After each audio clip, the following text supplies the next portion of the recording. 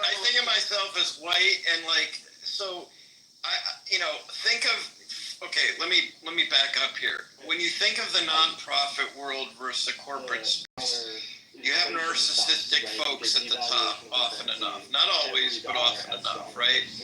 These personality traits, psychopathologies transcend all political party lines, right? So the notion that some white liberal, the white liberals, there's plenty of white liberals who are overconfident, undershamed, love themselves, think they're the greatest thing in the world.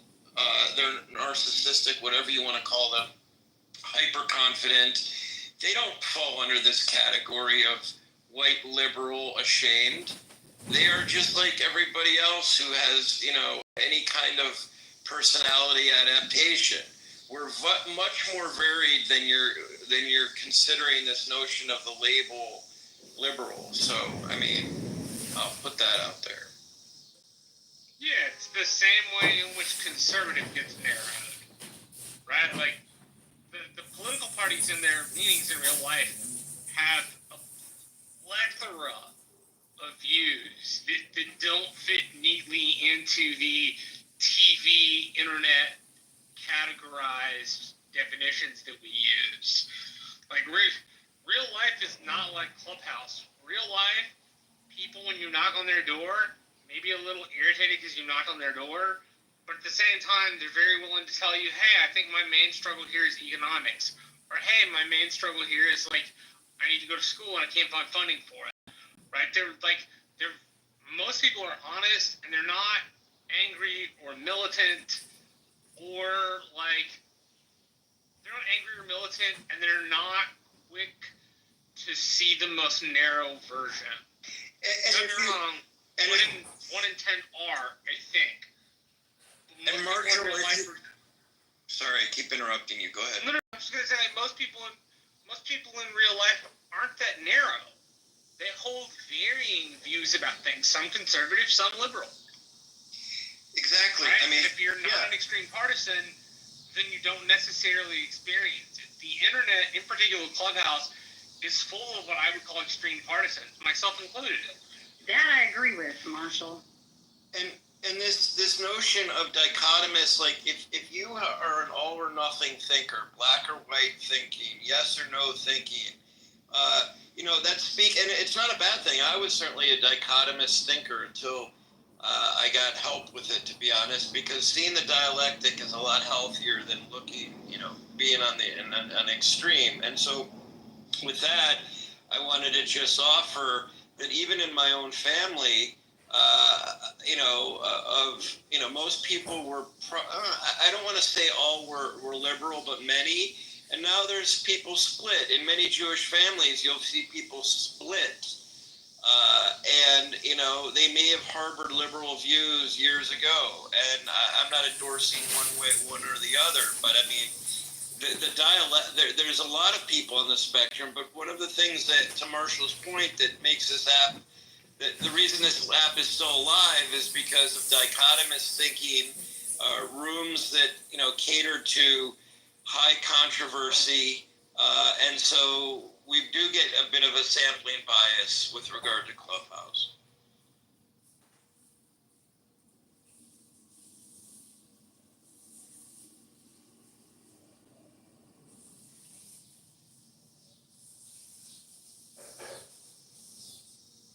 We should say that again for the people in the back. Clubhouse is fun, and we're all like friends or friends-ish. But Clubhouse is not real. Real life is way more fucking complicated. Can we mod Anson? Exactly, Marshall. It's like we go to these rooms, we're friends with so-and-so. To your point about life being far, you can't put into this or left or right. I guess I'm living proof that that I'm in this room, this house or this room often because I'm okay. I can veer away from my lefty pals who sometimes also say some concerning stuff, not even echo chamber stuff, but kind of a bit narrow-minded. So you go into the real world Which, by the way, honestly, how many folks here? It has nothing to do with politics. When you say, maybe during the pandemic, whatever it was, when you're like, hey, I found this app called Clubhouse, and before you even get the sentence out, are your friends like, huh? You know, are they like, never heard of it? Are they like, sorry, what? What's that? Right? Yeah, what? Like, I think I found one person that have heard of it. One. It's wild. Me too, one, and we're actually friends now in real life. It's really one of the few that I've met in real life. It's so rare. So Serendipity talked to me privately, and reminded me that if Moose wants to go around the app calling people race-based bigots, then you'll have to justify being modded up with one of the most disgusting creatures. There you in the go. world. Exactly. Free speech, freedom of speech. We're there happy you go. to see him there. We're happy to see There him you there. go. He's And if any of my all- lefty pals want to judge me for being mocked with whomever, well, just they can awful. go play with dynamite sticks on roller skate.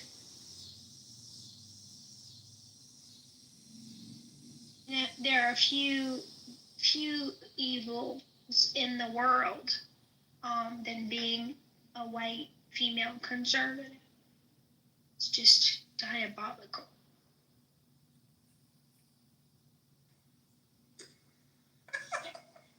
Anson, I'm happy to see you, sir. I hope you'll consider resuming your room. Yes, for sure. I did have Roger change the settings on your house so that it would be open to the public moving forward. I think that may have been one of your issues with gaining some momentum, was that the house was locked down, and so only house members saw it and people that they pinged. But I was told to ask Dr. J a question, but it's not really the topic of the room, so I don't know if y'all want to change the topic or not. Well, maybe he can look in the chat. I invited Pete up to ask him the question directly. I kind of don't like people who send messengers. I'd rather people. No, I wasn't told from Pete. I was actually told from somebody else a few days ago. Oh, it's But a different asked Dr. question? J. It's a different question. Yeah. Gosh, Dr. J's popular. Multiple questions for you, Dr. Well, I'll answer the question of the room before I go for my monthly poker game here. Wish me luck. Yeah. Thank you. Good luck. Can men and women be friends? I mean, it's the eternal when Harry met Sally, right? Question. And I think it's something that comes to maturity. I'm the youngest of 3 boys, so I didn't grow up with sisters, so I'm lucky to have 2 friends. Or actually now, what am I? Probably just really one friend that I consider a sister to me. Never crossed the line. There's always been platonic. And in fact, we actually given each other advice on relationships and stuff like that. So I think it's a maturity thing. I think it's challenging when you're younger. It's like this caveman procreation thing is kind of our DNA. But as we mature, we realize that not only can we be friends, but I think we can benefit greatly from advice from the opposite sex.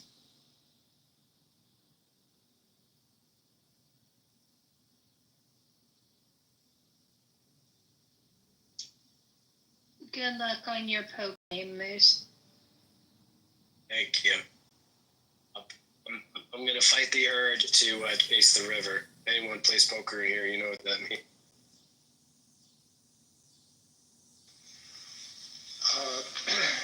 If I may, I'd like to comment on something Marshall just said. I've been sort of just coasting around trying to find a good conversation on a Saturday afternoon. He said Clubhouse is not real life. I'm not so sure about that. Life can get vicious. I mean, at least this is an audio only, so we can only with emojis we can express strong opinions and that kind of stuff. But we're at least not going to get physical with each other and those kinds of things. But I think the divide on Clubhouse that is so evident, and I want to exclude the really. I mean, there's some rooms that are just so focused on a particular thing, and they very strongly focus on that particular thing. I mean, we can. I don't want to give examples, but there are some rooms that at least the topics are open for honest debate. But it's hard to find those kind of rooms because the debate becomes too one-sided. And trying to find a way to have an honest conversation, even though you have strongly differing opinions, that's what I'm trying to find on Clubhouse, and you know, it's hard to do, and people, I don't know, I guess I'm frustrated. You know, somebody says you want me to reopen the room. Well, it's Roger's room. That's why you know, because I'm not a geek. I don't know the mechanics of opening, closing, posting polls, all that. I'm slowly learning. But I'd rather be in a support role rather than in a in charge of the room kind of thing. And trying to find even a small group of people that are willing, that have different views. I mean, Moose, for example, I've seen Moose just superficially in some rooms. But I know he's on the left, but I mean, Moose and I have been getting along real well, and we can have differing opinions. There are sometimes, one that really astounded me wasn't in the rational discussion room, but it was in a recent room where somebody who I generally respect put in the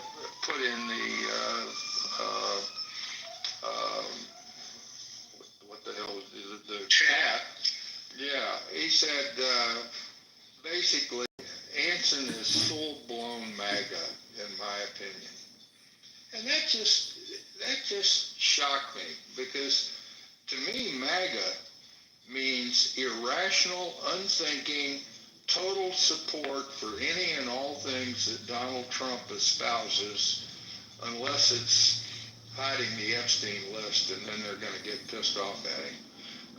But I'm no more MAGA than a fly to the moon, and but I'm not going to leave Clubhouse because of that accusation. But I don't know why we get into this name-calling tit for tat rather than having a rational discussion. First of all, as I've tried to do in the room a few times we've had it, what is the problem? So we can at least agree that there is a problem, whether it's crime and homelessness and graffiti in D.C. or whatever. Can we agree on the problem and then try to figure out what the right solutions are? And that's really, really hard to do. And on Clubhouse, and I guess it's hard to do in the real world. So take it for, I'm bloviating too much. So I'll leave it at that and see if there's room for discussion there. Well, Marshall, the only thing I'd want to add is that, I think what you said was the most impactful in the beginning, and it's that, it's hard to find two varying points, whether they're completely opposed to one another or not, that are good moderators, and if you identify, because I think that you're probably a really great moderator, but I get it. I hate it. I absolutely hate it. I would love to be in nothing more than just a supportive role. And in 4 years, it's taken about 4 years for it to be known, not a good moderator. But if you want somebody on stage that's not going to make it an echo chamber, that will like help being a supporting role to the opposite side, then she's your girl. Like that's the type of like I get it. That is what makes Clubhouse so difficult, and that's why many rooms that have such a great promise. Like this one that is, and I don't want to like jinx it because I don't want it to stay this way, but like this, that if you don't have those awesome like non-biased, really like mod abusing type mods, like MG, she's a great example of somebody that like is very open-minded and will not be like she's a good moderator. Like Mojo. Or Roger, or whoever you call him, awesome moderator. Steve Appel, awesome moderator. These are people that, like, how'd you feel with a little blue? If you can have them mod, then You're gonna make yourself a little soup. If not, it turns into garbage real quick.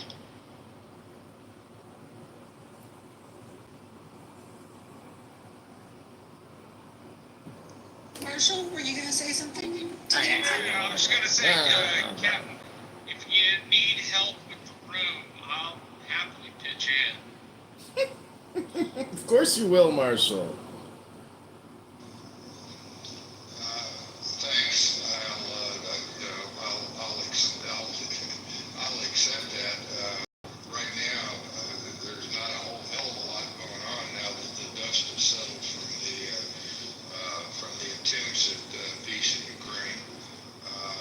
There's not a whole lot of things. I mean, I'd love to have a room on who's causing the chaos or something like that. We could talk about the reduction in auto thefts in DC with the National Guard. I heard 55% reduction in the 9 or 10 days or so that they've been there. Oh yeah, Scarlett, but you know as well as I do that as soon as the feds are, first of all, I think the federal control, if you will, can only last for 30 days without a vote without approval from Congress. And I think there's not a snowball chance in hell of getting probably, I don't know, Congress probably won't even vote because they'll be arguing about holding a vote. Again, one of my big complaints about the Great Divide is Congress, as Marshall and I don't agree on it, that Congress has essentially abdicated its role as a third branch of government that is so unable to legislate together. And that's one of the great, then again, I'm getting off topic. But thanks for your offer, Marshall. But I'm not attempting to, Roger and I talked about when to have the room, should we have it at the same time as a critical thinking forum. And our initial thought was, yeah, because we were going to start in the first week and sort of take the same topic and see if there was a different consensus from what we did in terms of I'll never be able to compete with the reputation and magnitude and size of Super. We're really not even trying to. But I'm trying to find a way to have quite frankly, a more rational discussion of the issues rather than what I consider to decline into partisanship that I don't like at all. So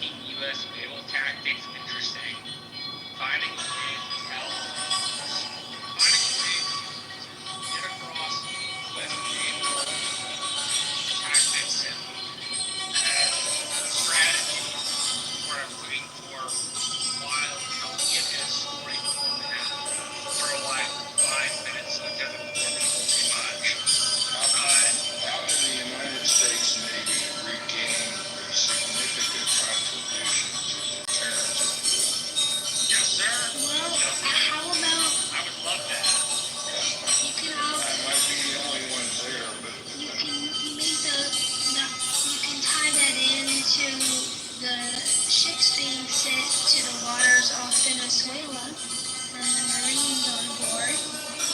Have a discussion about that. You want someone like Brad to be involved. Brad would be an asset to the room. I don't know if the moderator badge and rational discussions. Because Brad's a very forceful nature kind of guy, and my concern would be that I mean, he might. I piss him off, but Brad was in the Navy 30 years ago. What the fuck would he know about the situation right now? Like, I think it's an irrelevant. Sure he Who has. said that? Who I'm said sure he'd add value to the room. Who said that? The great Mother Superior. Mother Superior. Oh, okay. Well, I was in the Navy. The last time I was in the Navy was 1988, so do the math, 35 plus years. But I still think I have a hell of a lot to contribute in terms of what the Navy can do.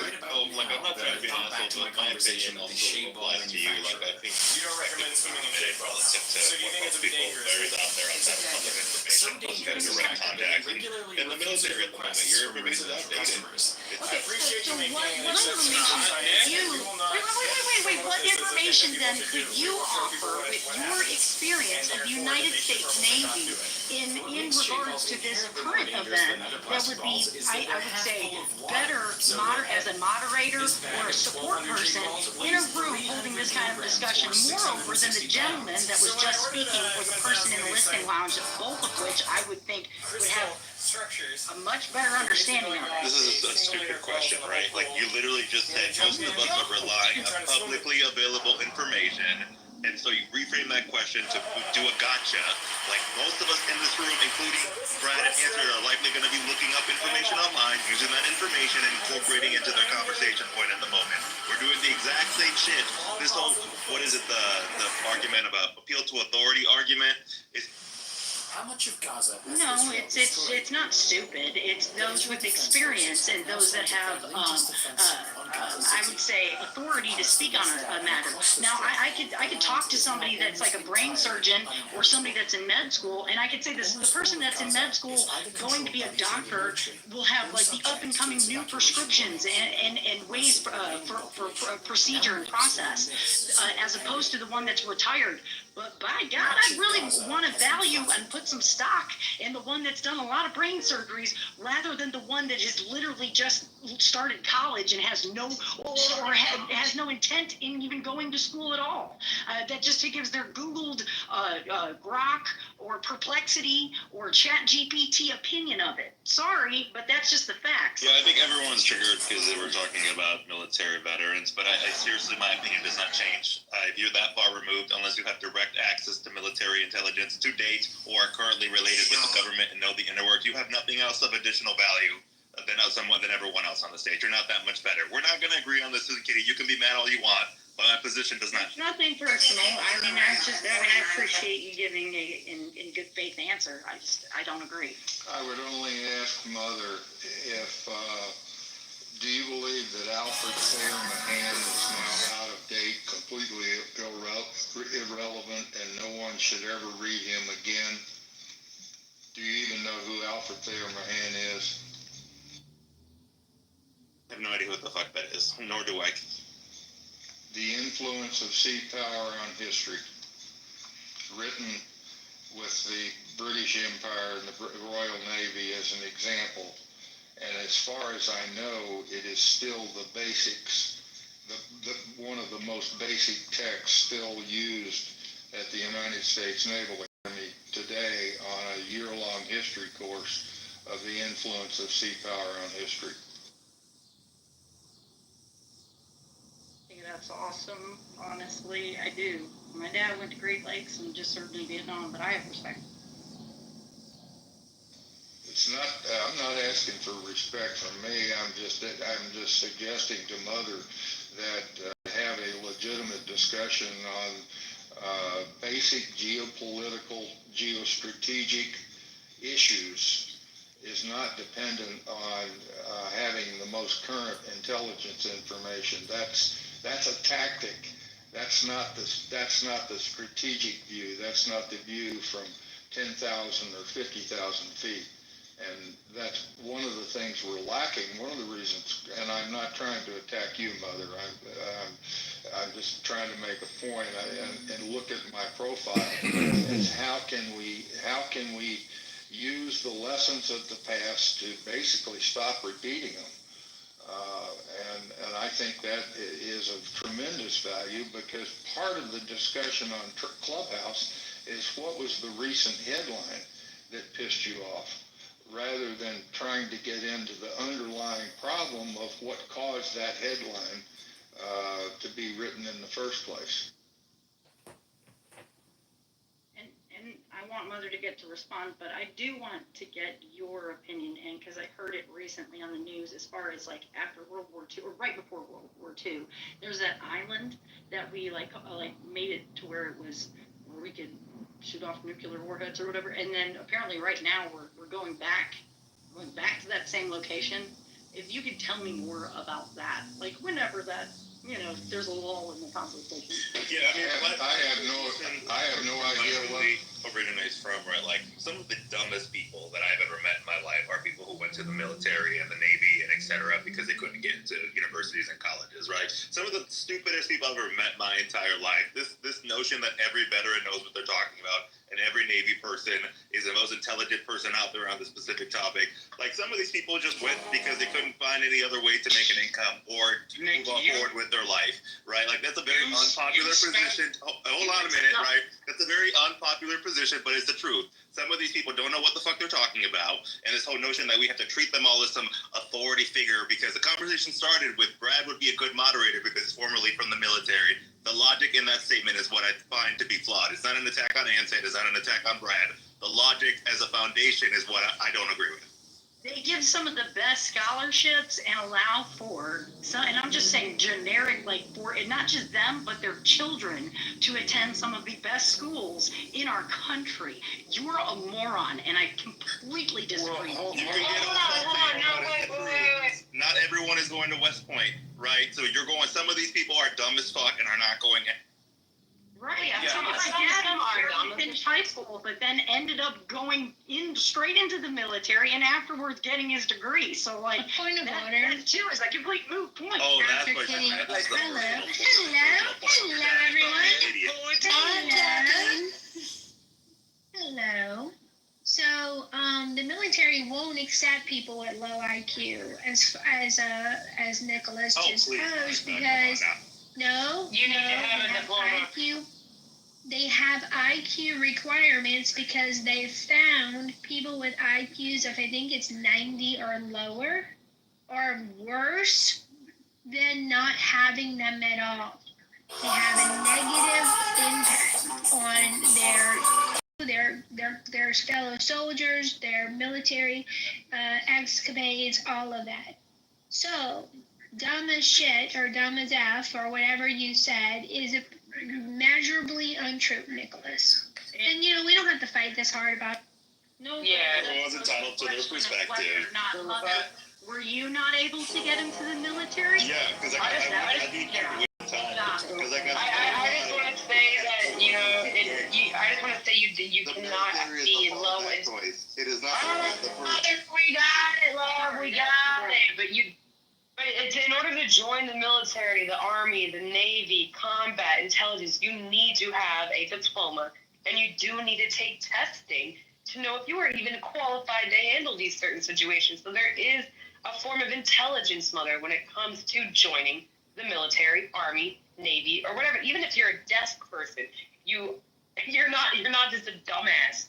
You mean who didn't graduate school, who's poor with no job dreams, just to join the military. Yeah. They don't just allow people who are dumb to join. Right, and he said majority. I mean, y'all know what I'm saying. It's not that fault. It's not true. You can get all mad because Americans love the military, but it's the reality. Okay, Some of the lowest performers, dumbest people from my high school were the first ones to join the military because they couldn't get into universities. I know. Yeah, that was the case for significant portions of the people that joined the military that I know, and that's fine.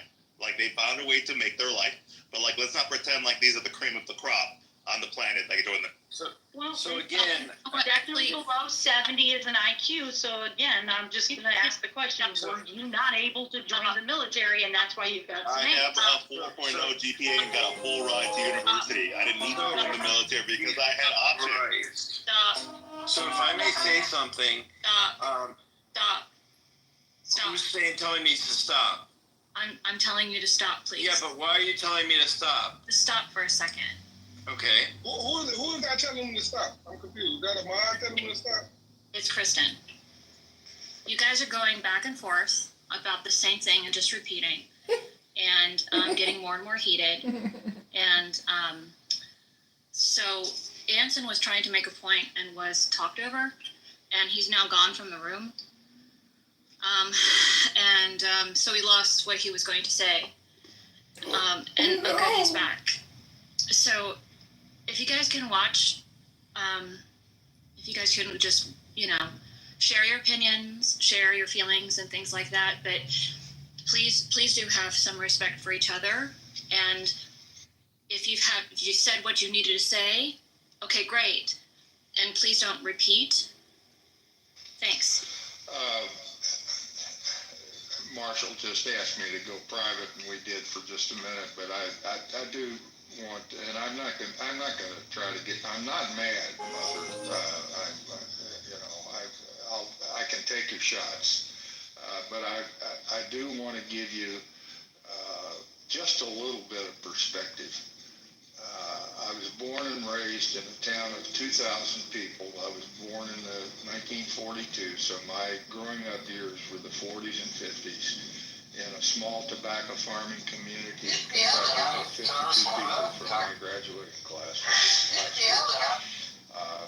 Fortunately, I was, and the reason I applied for the Naval Academy, neither my parents had ever gone to college, and there was no way they could afford a college education. So I applied, and by good luck or whatever, I was able to get in.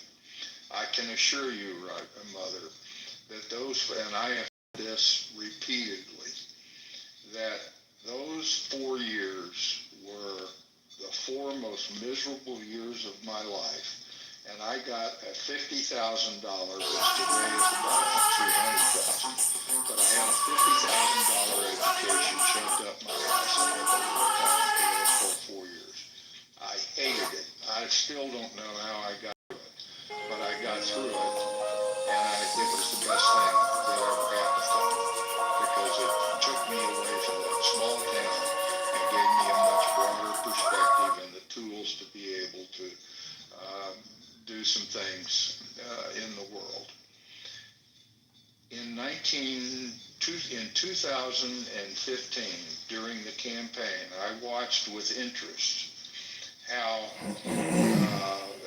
Donald Trump coming down the stairs and how his attitude, the way he acted during the primary debates and all that, and I thought he was the biggest jerk I'd ever seen, and I still feel that way. But when he said, somebody asked him his views on the triad, the nuclear triad, and his response was, what is the triad? That's when I decided I would never vote for Donald Trump, and I never have.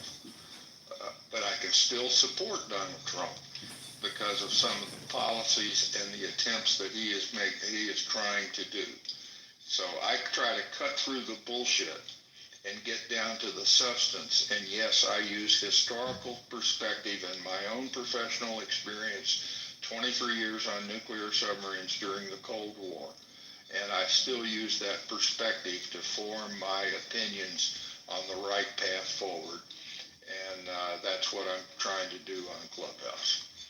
And your views are yours. I disagree with them. But I'm not a stupid jerk. Thank you. Whatever, we can move on. Because we're wasting my time. Yeah, What I wanted Doctor, I'm sorry, the driver. If you would like to go and Yes. speak. So I think that there are like 1.8 or 1.2 million enlisted people in the armed forces. Many of them, unlike officers, they don't join typically with college degrees, right? So there's such a varied range of intelligence in the armed forces. But I think from a socioeconomic standpoint, you'll find that people that go to independent schools typically have the resources to not to be able to pay for college on their own. So they're not necessarily seeking scholarships, etc. So I think that I think two things can be true. I think that in recent years, enlisted folks have not necessarily been the cream of the crop, but the officers certainly are, and some of the enlisted folks are really bright. No one's perhaps really dumb, but I think that from both perspectives, and most importantly, things have changed. Both of my grandfathers and my uncle served in the armed forces, and that was a different time during World War II and even Vietnam. So I think that looking at it over time is certainly an important factor in how discerning we are with regard to the recruit. I mean, one thing to remember about the enlisted force, it is very job dependent. And like Anson's former occupation in the nuclear force, and enlisted people that work in that and very highly skilled. There's also people that do a lot of specialty jobs that are extremely intelligent, but you also need truck drivers, you also need a wide range of regardless, military is still a good option for a lot of people. And you don't have to be a brain surgeon to join the military. That's 100% true. But there are jobs out there, even on the enlisted side, also where it will expand your mind and expand your become a kind of intellectual rigor. Brent, there's no better example on Clubhouse than my relationship with Brad. Awesome. I disagree with Brad a lot. I mean, he tees off far more than I would hope that he does. But Brad and I have, the reason I joined the submarine force is because there was very little distinction between officers and crew. It was the merit, it was your own capability. If you wore the Dolphins, you had earned it. And the enlisted guys and the officers had to do the same thing to earn it, to learn to wear the Dolphins. And there was very little distinction within the submarine force between the two. It was all based on merit. And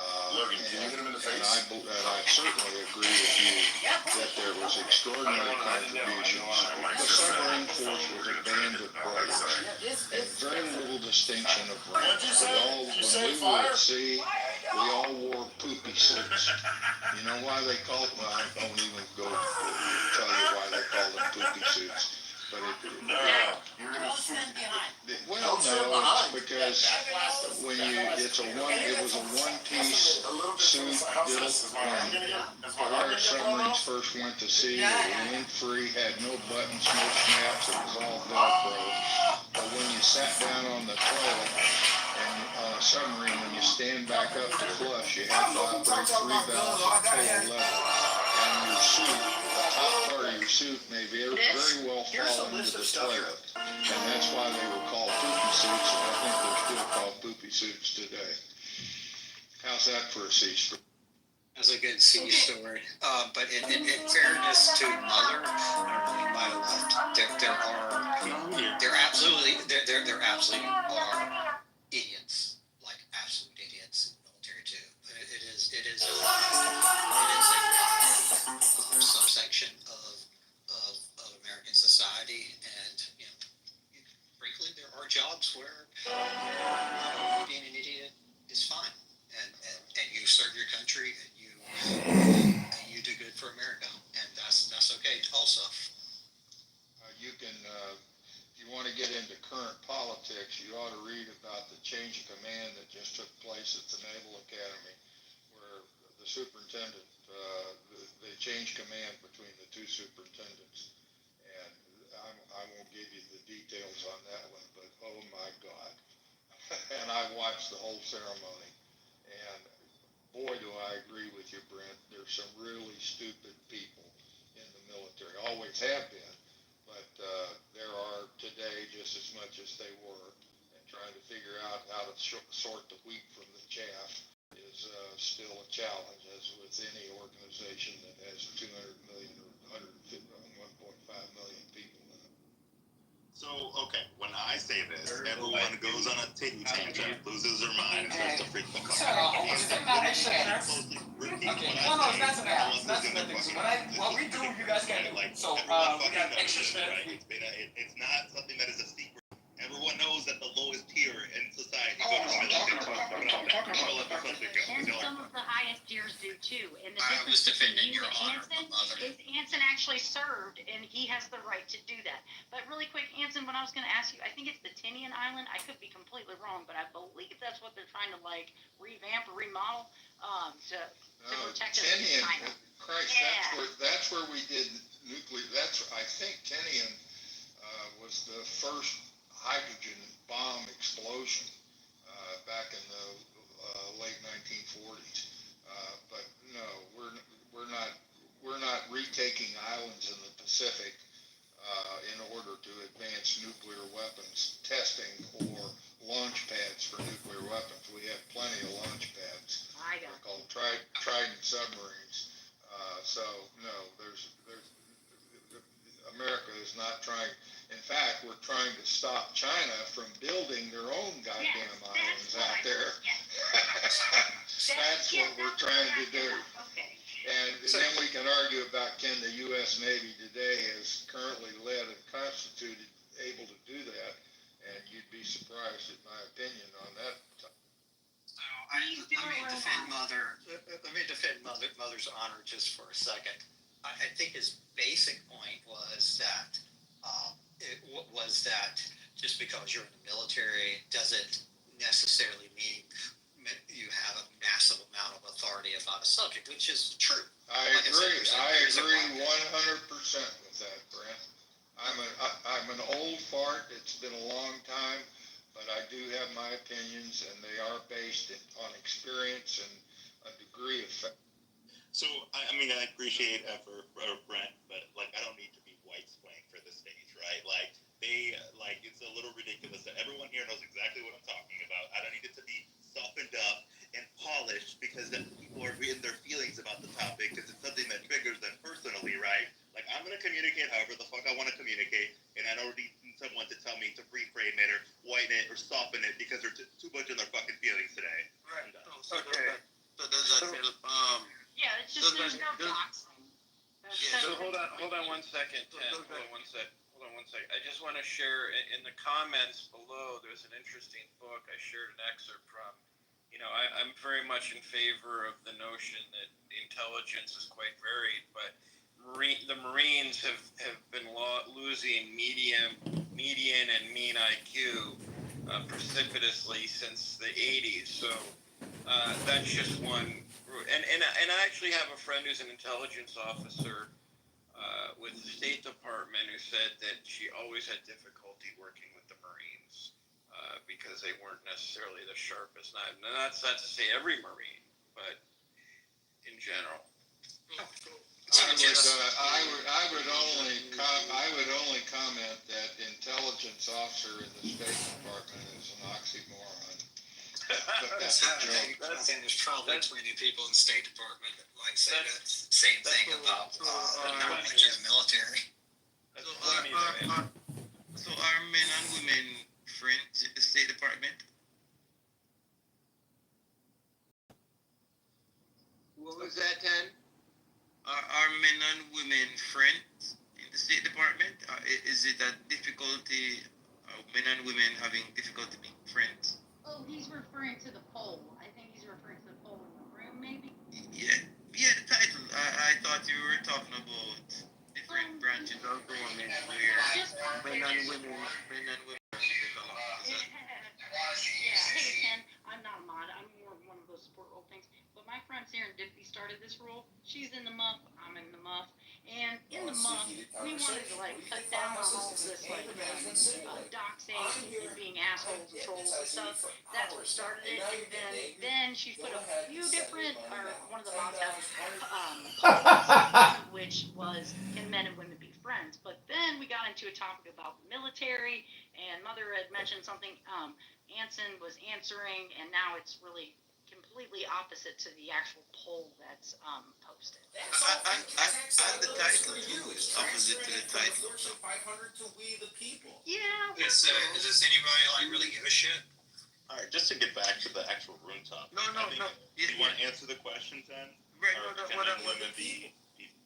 I'm sorry, I'm I just forget what you saying. said. I just, yeah. That's not the point though. That basically people are coming to the room because of that topic. U.S. Army You guys top have to- secret military facility through a mountain range. If you guys want to talk about And, it. you know, I can don't know what contribute happened to those that. Hispanics, you know, I they have want found to ruin their life. To me, they weren't carrying I'm drugs. not gonna call They her a just, they girlfriend nearly because it died. sounds I was too like, I don't want to ruin their day, person man. I'm on not the calling stage cops on right these now guys. that That would I've be met some bad probably karma. within the last So 3 I weeks on Clubhouse. hate to admit, I'll as a tell you, candidate congressman, she's that I one of the may have smartest, released two most illegal rational, alien Mexicans who kindest, nearly died in the mountains etc. into I Arizona.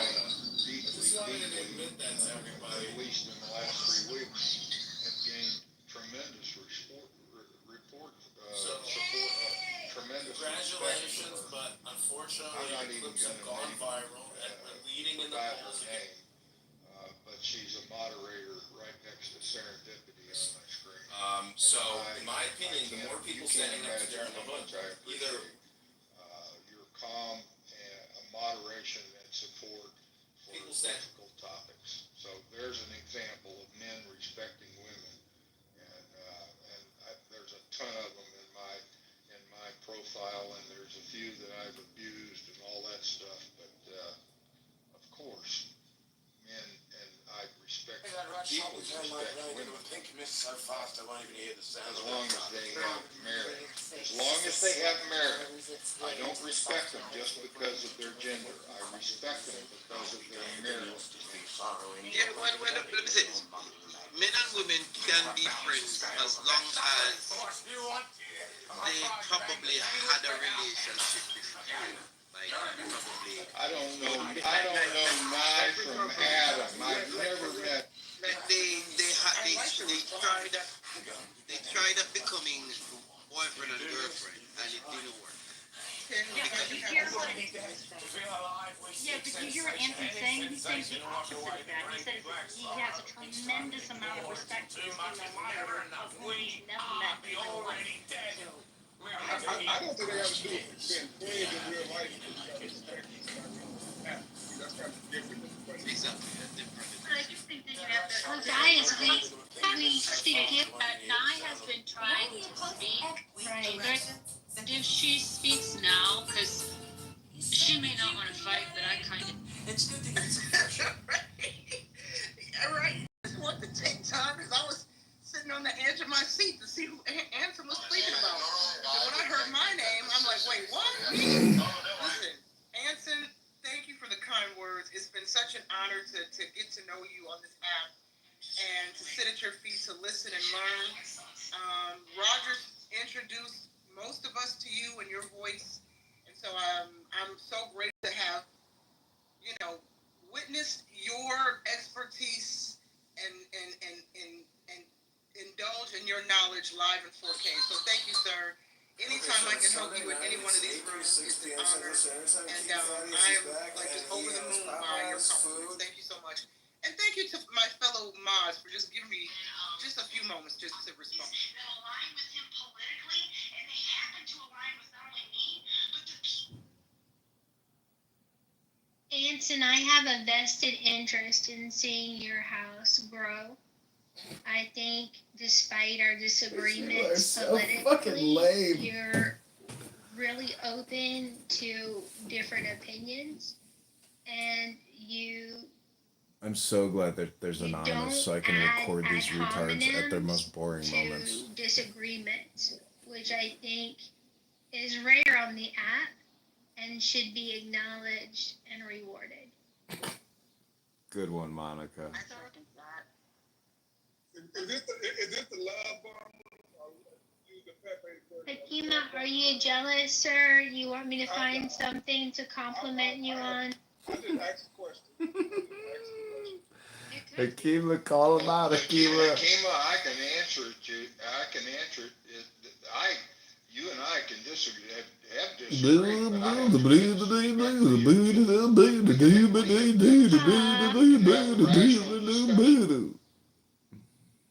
who came in and watch this. I can give him some love emojis to your comment, to his comment about you. But when he was commenting about me, you gave him the laughing emojis. Don't think I didn't see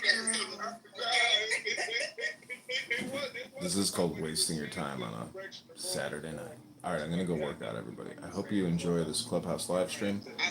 Brought to you by Slipper, a.k.a. an F-word N-word, a.k.a. Dr. Adams. A real F-word N-word.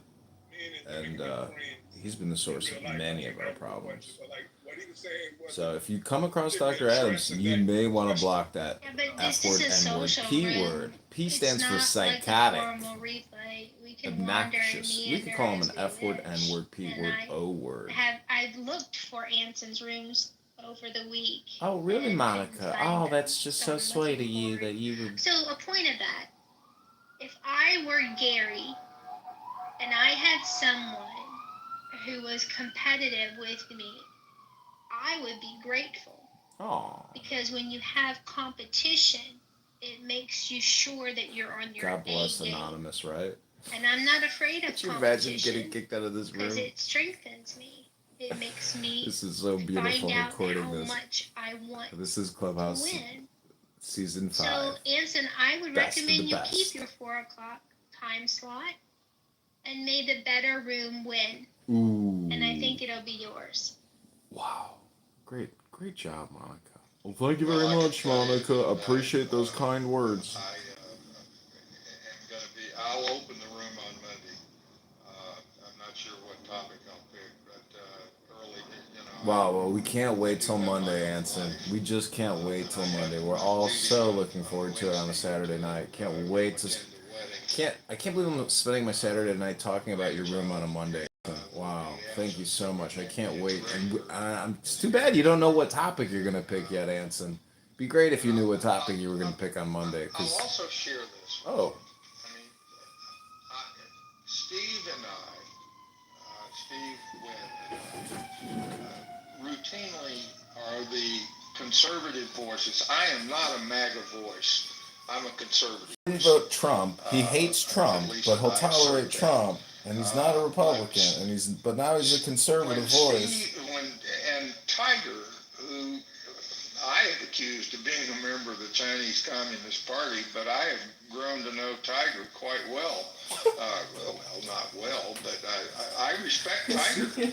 And when Tiger and Steve and I offer views that are counter to what the consensus of the room is, it sometimes gets pretty rough. And the straw that broke my camel's back when the topic was about environmental changes that were being made, and I offered the comment that caution in opposing wholeheartedly, ranting and raving against the changes that were being proposed. We should take caution in doing that because there were some elements within those changes that I think are desperately needed. And Mother, I make that assertion because I ran a nuclear weapons facility for several years that was trying to do environmental cleanup after 50 years of contamination. And I'm very familiar with RCRA, CERCLA, and all the obstruction that can come out of the environmental movement. So I offered a word of caution in that room, and Gary came back at me and said, so that means you're in favor of allowing polluted rivers in Cleveland where they can't fish and swim. Oh, Lord. I left the room at that point, sent Gary an email And I haven't, well, I sometimes drop in to listen, but I don't participate any longer. I mean, that's the kind of bullshit that goes on that does not contribute to rational discussions. Let me leave it at that.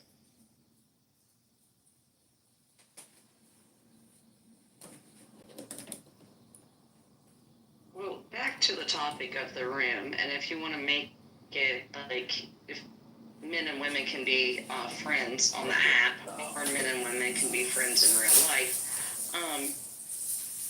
My friends and I, our team, we have ran one of the longest running rooms, kept it consistent, haven't missed a day, even opened up on the holidays.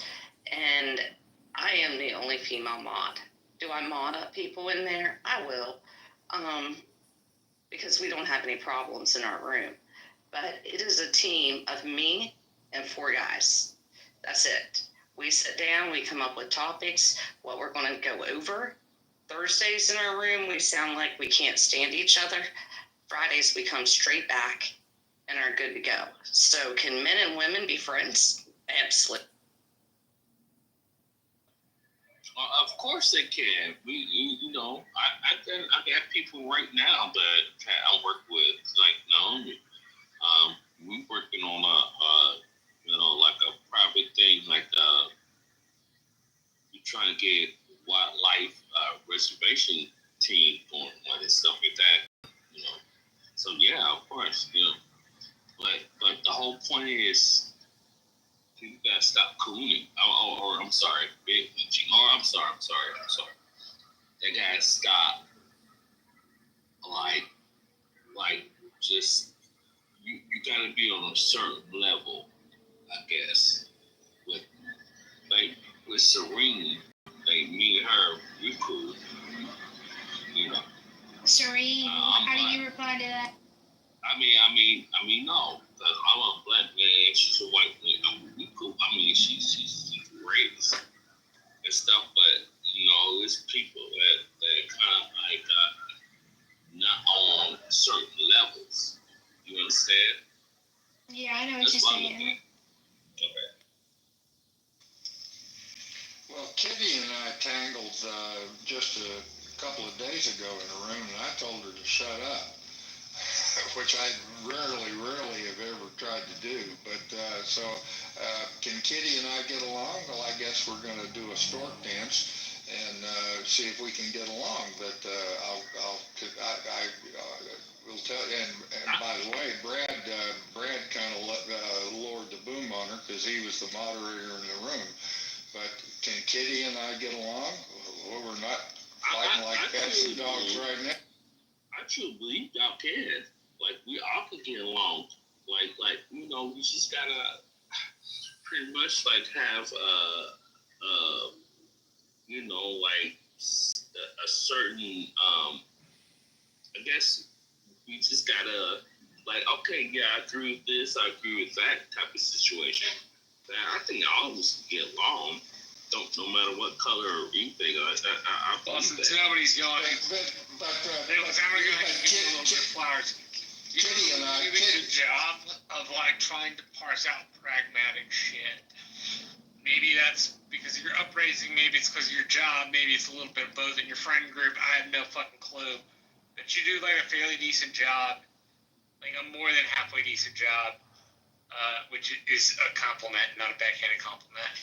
Of like picking out the pragmatic thing in a political conversation to make something function. You seem to ask systemic questions about like, how does something work? What do you have to do? That kind of shit. And you're like particularly good at it. So just want to tell you. Yeah, but what y'all, that's what y'all think about. And the whole thing about it is if you're gonna be that way, you're gonna be that way. Like I mean, like, you know, you got a lot of racists in here. Not racist. Careful. Race. Yeah, I know. You gotta be, you know, there are a lot of race in here. You got black, you got Hispanic, white. You gotta just like be careful. Just like she said, careful what you say. Like, I mean, you know, you can really. I mean, I'm cool with all. kids are mixed and stuff.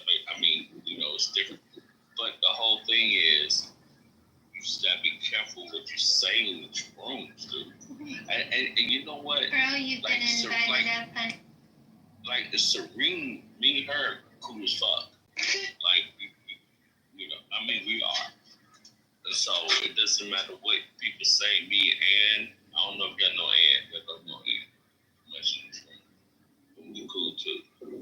So Serene and I are also cool. It's nice. yeah, I hope so. Pearl, honey, you were invited up. Your hand was raised.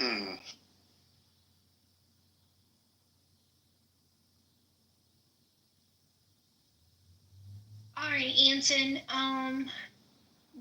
Marsh is gonna help you set up the rooms and such and such and such and such, and I'm standing by in case you need an assist. Yes, ma'am. That's the idea. If y'all have Monday's room scheduled already and you want to drop a link in the chat, I will advertise for you. Well, that's one of the problems. I don't know how to. I know how to open a live room now. Roger's given me permission to do that, but I don't know how to post a room in advance. But I will open the room at 4 o'clock, 10 minutes of 4, Central Daylight Time on Monday, and the topic of the room is who is causing the chaos.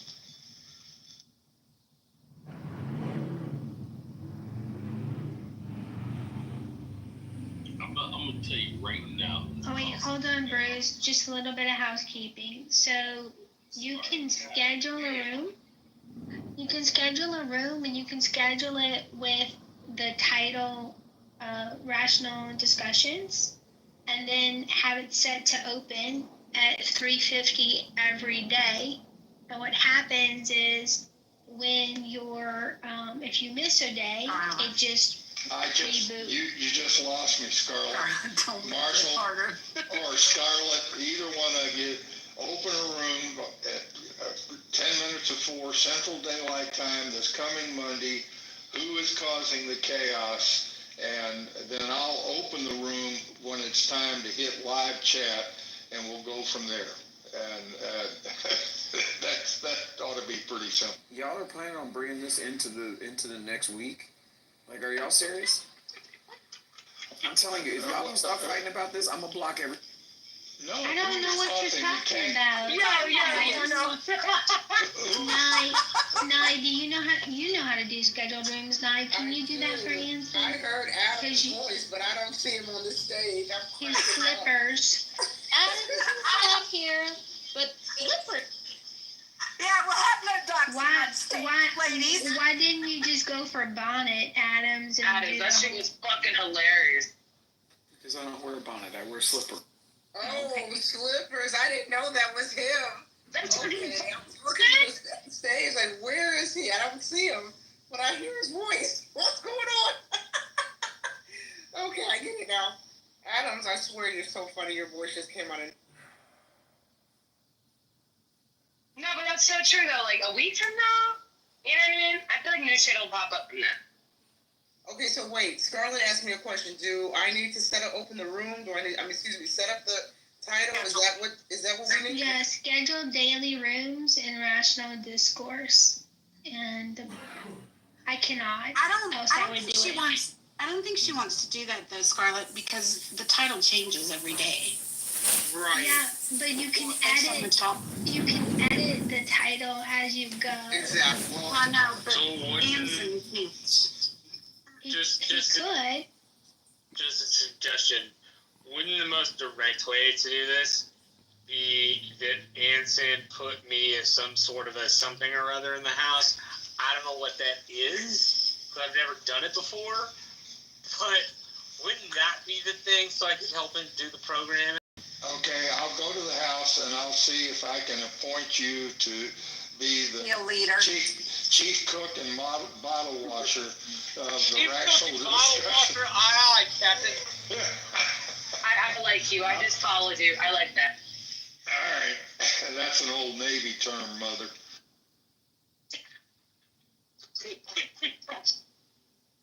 I love how he said mother.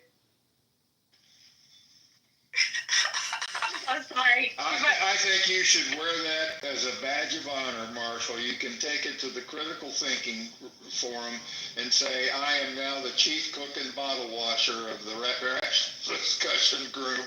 I'm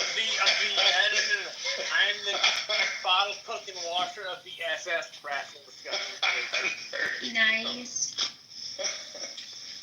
Anson, if you have any trouble assigning him the duties, Nye is an admin in there, so she can assist. I was gonna say something, y'all. Like when I learned something on Clubhouse. We're never gonna get to any solutions if we never agree on what type of language to use in these conversations. Like everyone has a different definition for every word that we use, whether it's a woman, a man, racism, doxing. Like we can't even get down to a definition of a word and agree on it before we even ever get to a solution. So I feel like it's really hard to even come to an understanding when everyone's using different definitions of the words we're using.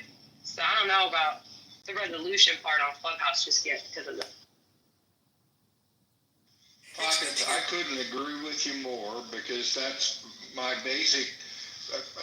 The reason I'm trying to have a rational discussion is to begin with, what the hell is the problem that we're arguing about? And be specific about it, and then argue the solutions. Don't argue about whether it's a problem or not. Argue about the solutions to the stipulated problem. And we can't even get past that. We can't even agree on what the problems are. So we argue over each other's head all the time in club. So I think the problem with that is, like you say, like we can't agree on what the problem is because it changes per administration. Because when everybody complained about under Biden administration, none of the shit have been fixed, but no one talks about that anymore. Now they're talking about entirely different issues now. So like, then it's gonna change again. So like people need to just stop letting the media tell them what to be fucking pissed off about, and really have a stance of their own and stand on it regardless of who's president. Then we can start agreeing and we might get something fixed opposed to being angry about this for 4 years, then that for 4 years, and none of this shit ever get fixed. And one last point, Anson. I am a Trump supporter. I am Make a Great America. I don't believe I belong in a cult. I believe I can be very critical of the things that our president does. So when you paint with the broad brush that MAGA is unable to critique the job performance, I submit that that's a little bit too harsh. And I would invite you to look again, because we're not a monolith either. The term MAGA, not your, with what you just said, Scarlett, I would say you are not MAGA. MAGA has at least gotten the reputation, has been, of a large group of people that are irrationally loyal to Trump the man. And I am not MAGA, but I can be selective in saying that I agree with what he's doing, for example, in Ukraine, and I'll back that up in arguments. I am uncertain about tariffs, so I'm not sure that I know where I stand on tariffs. I certainly feel that there is a smog, not an environmental smog. There is a smog over our cities, major metropolitan areas, and it has been that way for some time. And it encompasses homelessness, crime, disrespect for law and order, sanctuary cities, etc., that needs to be corrected. And I will debate. I'm not sure whether Trump's doing it the right way or not. But that's the example of trying to have rational discussions about specific problems. And Hakima, it's not just one it's not just one administration to the next. Today, it's one headline to the next, following behind the hysterical media. So that's what we're trying to fix, or trying to make progress with. I agree with that, Anson. Let me say the one thing. One thing, Bruce, I want to say something. I want to try to answer real quick. Yeah, he's gonna do some black points, but I understand. But let me say something real quick. Hold on, Bruce. Don't interrupt Takima. That's a hidden rule in the muff. Shut the fuck up.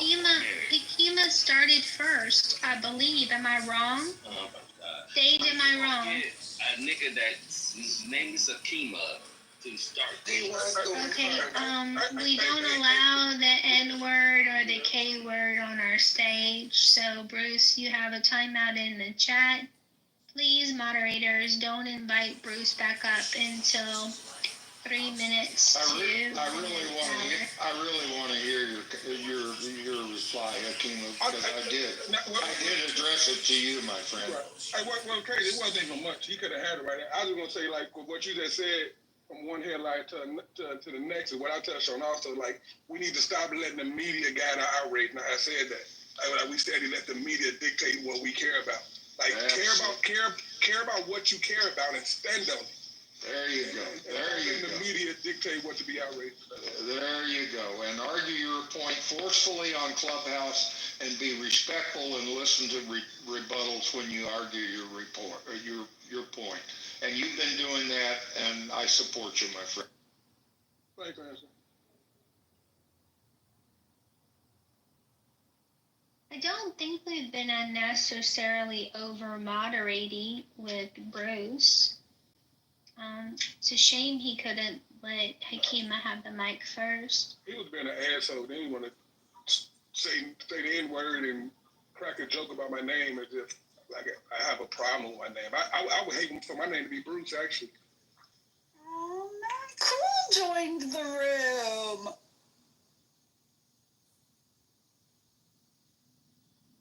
Look, Matt, we have more than vaginas modded on stage. Uh-oh. Amazing.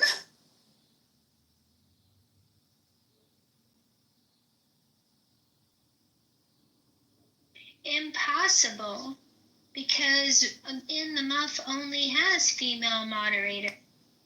Right? And they're so incapable. Yeah, what the hell those women are doing? I'm almost afraid to ask, but is there beef with Matt? Yes, there is so much wrong from Matt Cool. Shit, I had no idea. Fuck. Who's got the grill going? All right, here we go. I mean, what do you think about the fact that there's just lady mods in the muff? Oh yeah, I mean, King come Alan on. in here too. I would only King Alan in here too. He has some. I would only comment that I'm a mod and I'm not transgender.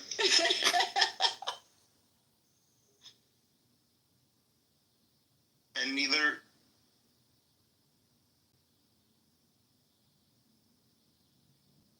Oh, Mother, you're can't hear you. So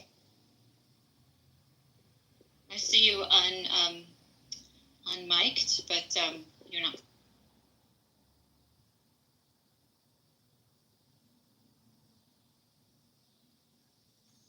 I mean, Matt, why is that a question? Like, why is it even a question? You should have left the original title of this room, Serendipity, so he would have understood the context of us greeting him so enthusiastically. Yeah, the original title of the room, what I don't even remember what it was. Something about females in the muff? All female moderators in the muff? Are you talking about the very first one, or are you talking about the just previous? Very first one. No, he had a room earlier, something about, like, what is, or the final answer. Final definition on of doxing. What is doxing? The final definition of doxing. Yeah, we put the final definition of doxing in the title for you, Matt. But we were just, waiting for you to come in so that we could ask you. Oh my gosh. When Serendipity speaks like this, it makes me nervous. It makes me want to leave quietly because it scares me. Like, run away, Matt, run away! You know what sucks? Is the hallway was so dead earlier that Matt's room, I sat in it and I was like, fuck, and it says, someone you have blocked is in this room. And I was like, fuck. And I'm like, messaging Serendipity. I'm like, make a room. This hallway sucks. Matt, I'm very disappointed, but I'll always love you.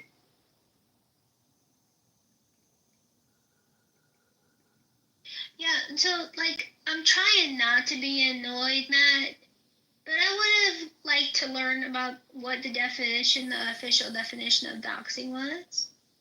And you made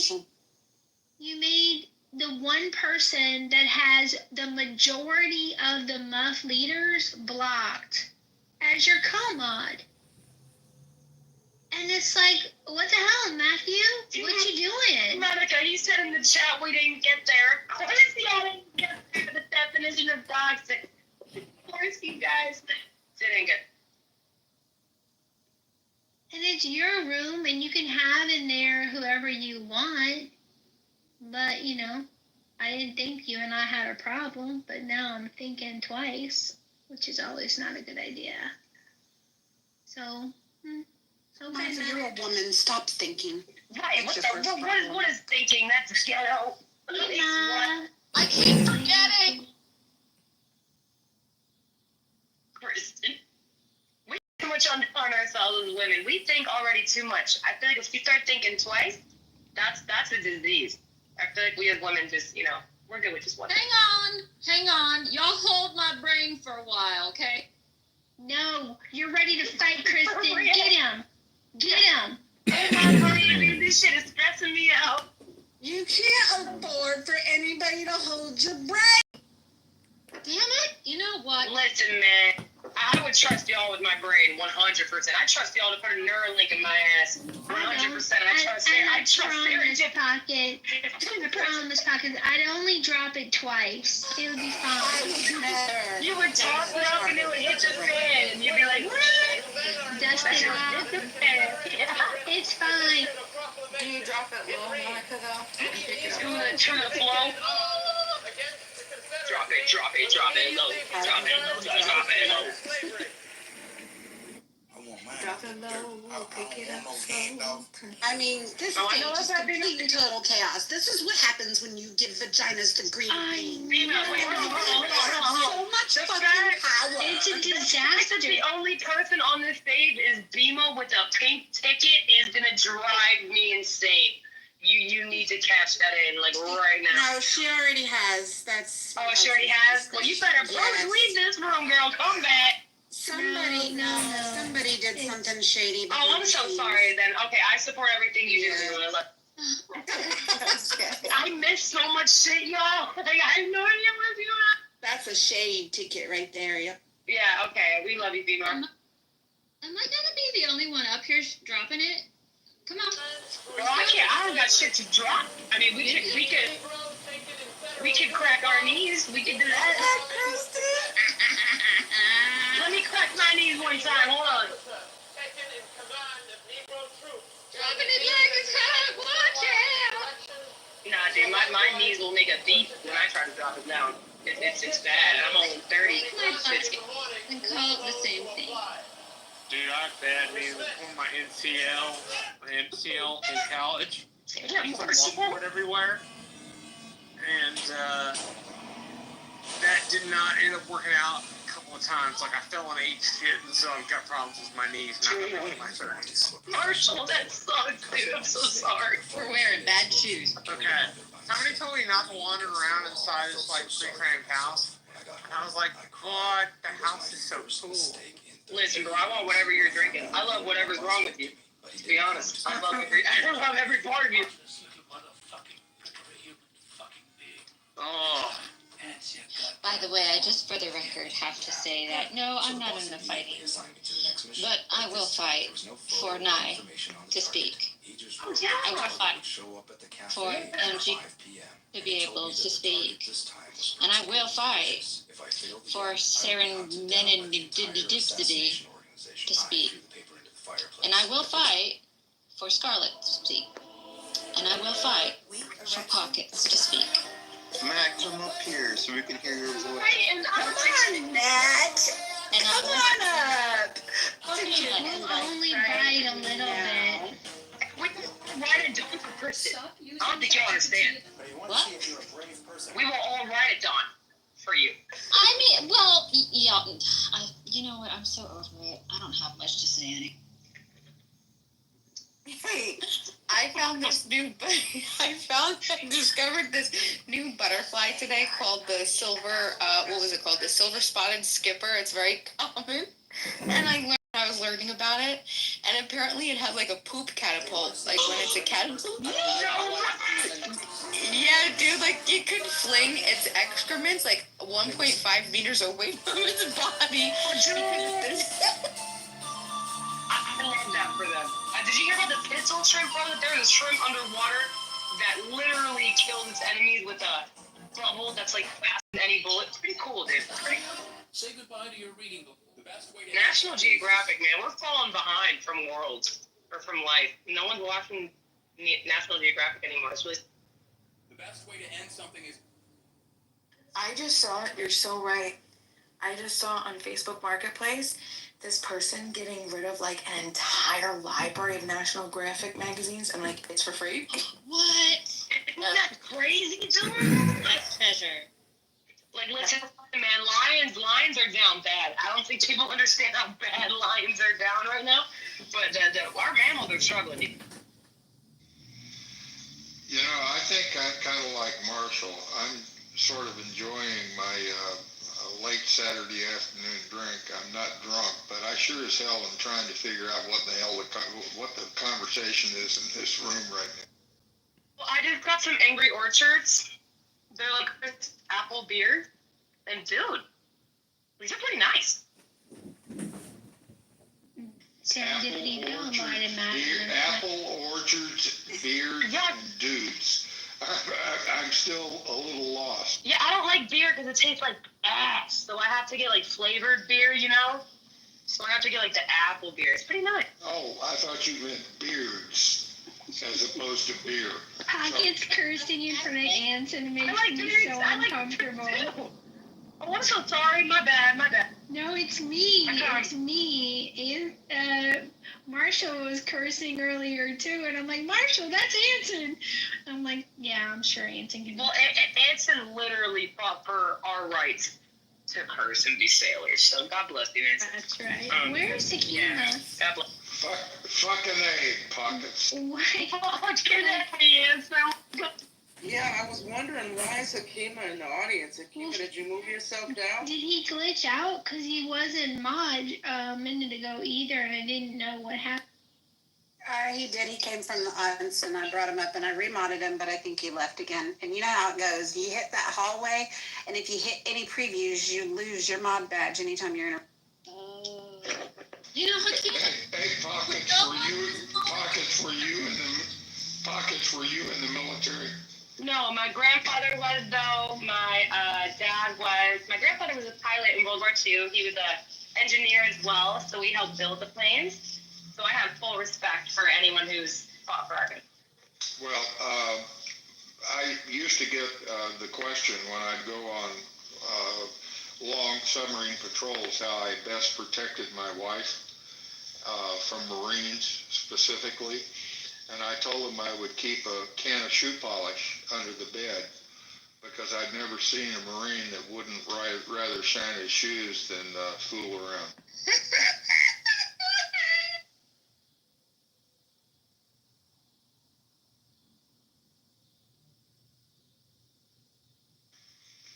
Any Marines want to respond?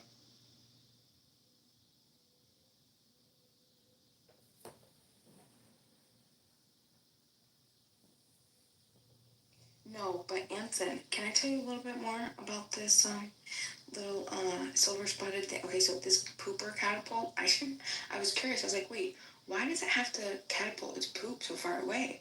And then I learned that it's because it's predators. That's how they follow, and they call it frass. Guys, they call it frass. I'm going to refer to my poo from now on as frass, okay? So they follow the frass, and that's how they find them to eat them. So that's why they got to catapult them away. Don't throw your frass at me. I only say, what?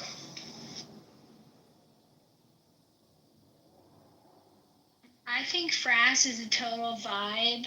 Like, with the frass. You gotta be frass and kidding me. Like, this is so much potential. Thank you, Beema. I think so too. Who's frassing in the room?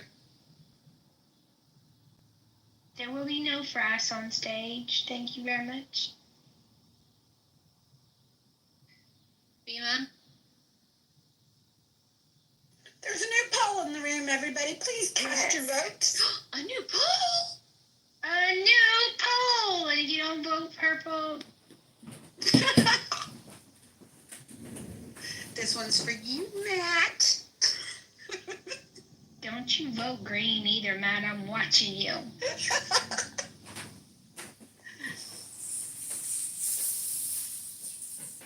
All the suck-ups posting green. Well, here's the thing. I feel slightly conflicted, ladies, because I thought Matt Cool was cool. But now I'm hearing what's going on? Some drama rooms where he's trash talking. Night. The mods and We the have mods. it. Oh, We have an excellent authority. What you gonna bring the mods and the muff up for? Doxing room. And Alan's on stage. So, Alan, tell me, what do you think about the In the Muff having all female mods? Are we wrong? It was so Are we wrong? Irrelevant. I'll stand a correction. I'll stand a correction if our reports were wrong. But you know, one time a while ago, you said Clubhouse runs through Monica. That sounds really bad now that I'm saying that. Yeah, that's one of the things I just stepped in it. Everything Clubhouse, Monica is in the know about. So if I'm wrong, Matt, you can tell me and I'll apologize. So what's your I don't think I'm wrong though.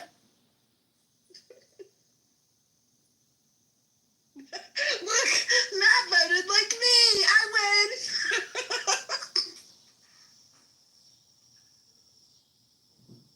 Matthew Collacious, you do have some comeuppance due. I know, you need to come up. Just take it like a man. You need to put your full name, dude. Come pay your penance. We're going to make you a mod and screenshot it and put it everywhere on Clubhouse so that everybody knows they're just female mods. And muffin. That's his own.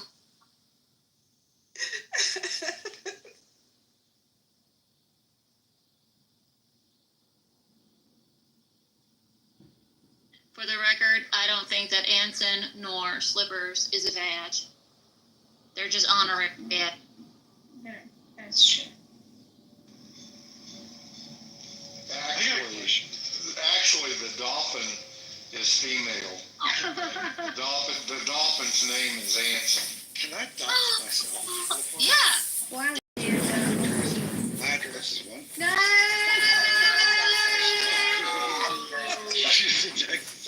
You're such a turd. Why are you Cell frassing? phone number. You can Google me and Why you gotta make us protect you like let that? me tell you something. Why you made me yodel like some infidel? If anybody's gonna waste their time on doing anything to me, they don't have much shit to do in their lives. Matt? Yes, I can help you. So, we care about you. Well, my wife chewed my ass for having my real name up here. So I had to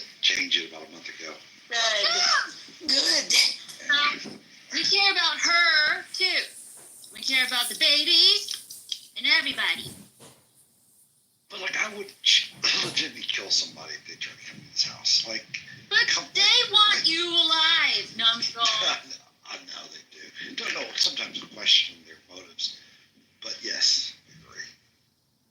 You know what I saw today? What? I saw, I was driving, and you know how like houses are like kind of close to the road sometimes? There was this postman, and he was delivering a box to this house, and all I saw was him start to run, and this English bulldog like viciously attacking him.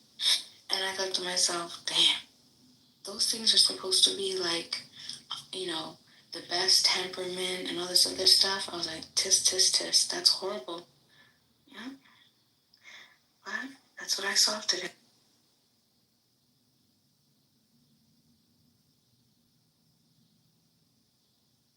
See, but my pit bull wouldn't have done that. My big, vicious-looking, angry, solid, brolic, muscly, big-headed, big-jawed pit bull would have never. Wait a minute. You just watched the English bulldog tear a hole in the postman? You didn't like honk your horn to distract the dog, or?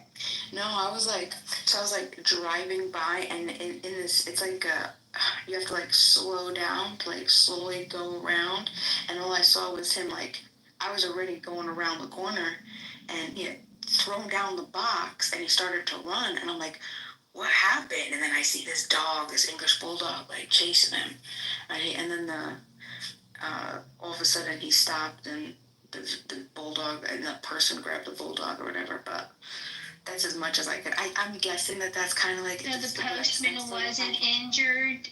Oh, I don't know about all that. I kept going. Bima? You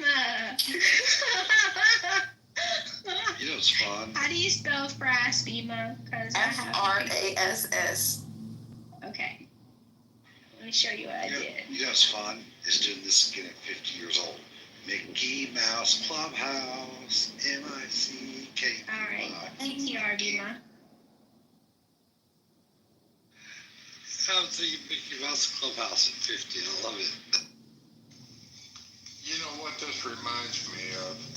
And I go all the way back to my high school years, which were in the 1950s, ancient history. But we had a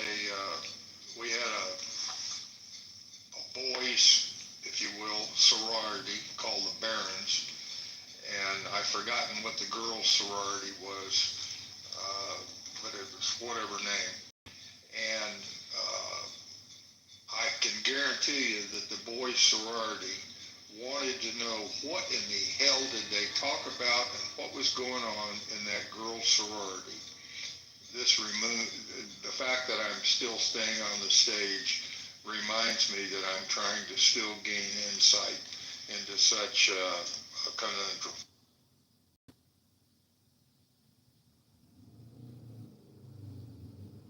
Have you ever seen Bluey? Have you ever watched Bluey before? I don't know what Bluey is. I didn't. Oh my gosh, yes. I didn't know until about 6 months ago either. We got a Bluey dress today. Boy, somebody was excited. I have read the book Men Are From Mars, Women Are From Venus, and I tend to agree with that book. But of course, that was written in the 1960s, so nobody in here knows what the hell I'm talking about. Oh, everybody knows it. Oh, yeah, we know that book. The problem with that book is that means that Mars and Venus are in the same solar system. See, I don't think women and men are in the same solar system. Oh.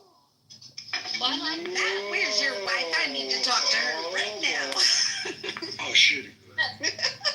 What I liked about the book is that it got people talking about some really cool stuff, and it kind of gave some insight and also a little bit of levity to stuff, to important. It's very akin to that book, Love and Respect. Have y'all read that one? Hey, what is that little top thing on the top left of the profile pictures? That indicates what you voted in the poll. Oh, wow. So I need to change my vote. Okay. Yeah, that indicates what you voted in the poll. So basically, everybody knows how you voted, or if you voted. He left without coming on stage. Of course he did. The poll. Wow. Hey, how about a Sunday drama room? Wow. Sunday clubhouse drama room. No, Yeah? I haven't had Because we haven't had enough of that all week. That would be huge. No, Matt, you're fired. Only if it can be fake drama. Can it be fake drama? Like drama roast? Yeah! Scarlett says no. Here comes Phoebe. Absolutely not. Is it good if your wife ever asks you, are you done yet? Oh my God. I don't know. Are you taking too long to eat? What are you doing, Matt? Well, yeah, but it's the dinner. The dinner meals take time. I mean, Hi, BB. BB's here to talk about TNA, so I'm gonna head out. Y'all have fun. Oh, bye. Wait, Scarlett. She's just hanging out in the back channel. Scarlett, stay here. Yeah, you can't leave. I want you to look at the YouTube video. I found a video of, because it's the caterpillar, it's the silver spotted. So that's the butterfly. That's it's butterfly stage. That's what it looks like. But as a caterpillar, that's when it can fling the frass. And I found a video of it flinging the. There's even like little. What was that? That's what it sounded like. It sounded like a. That's exactly what it sounded like. Watch, I have the video in the chat. Oh my gosh. You think I'm crazy? Tits and ass, BB, tits and ass. Yeah, so talking about tits and ass, where's that beloved Roger? He's otherwise disposed at the moment. You just have to keep an eye for him. He is logging in. So, anyways, I was in what's his name's room like earlier with all the doxing. What is going on? It's just ridiculous. It's men and a bunch of dick measuring contests. That's all.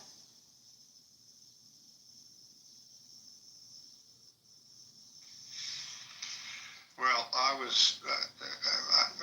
I'm in trouble right now with my companion because she's angry that I'm spending so much time on Clubhouse, and she wants to know what I'm talking about. And I was using my hearing aid, so I've now put you on speaker on my iPad. So keep it clean, ladies. Hi, Mrs. Her name is Ann, if you would like to address her. Hi, Ann. We love Mr. Anson, but we concur. We love spending time with him, but he is yours.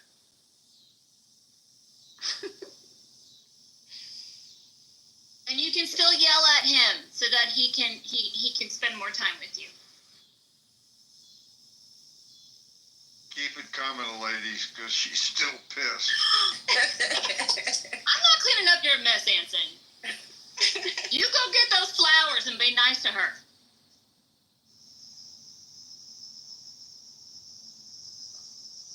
That's right. Are you a little too addicted to this app that you're not giving her some TNA?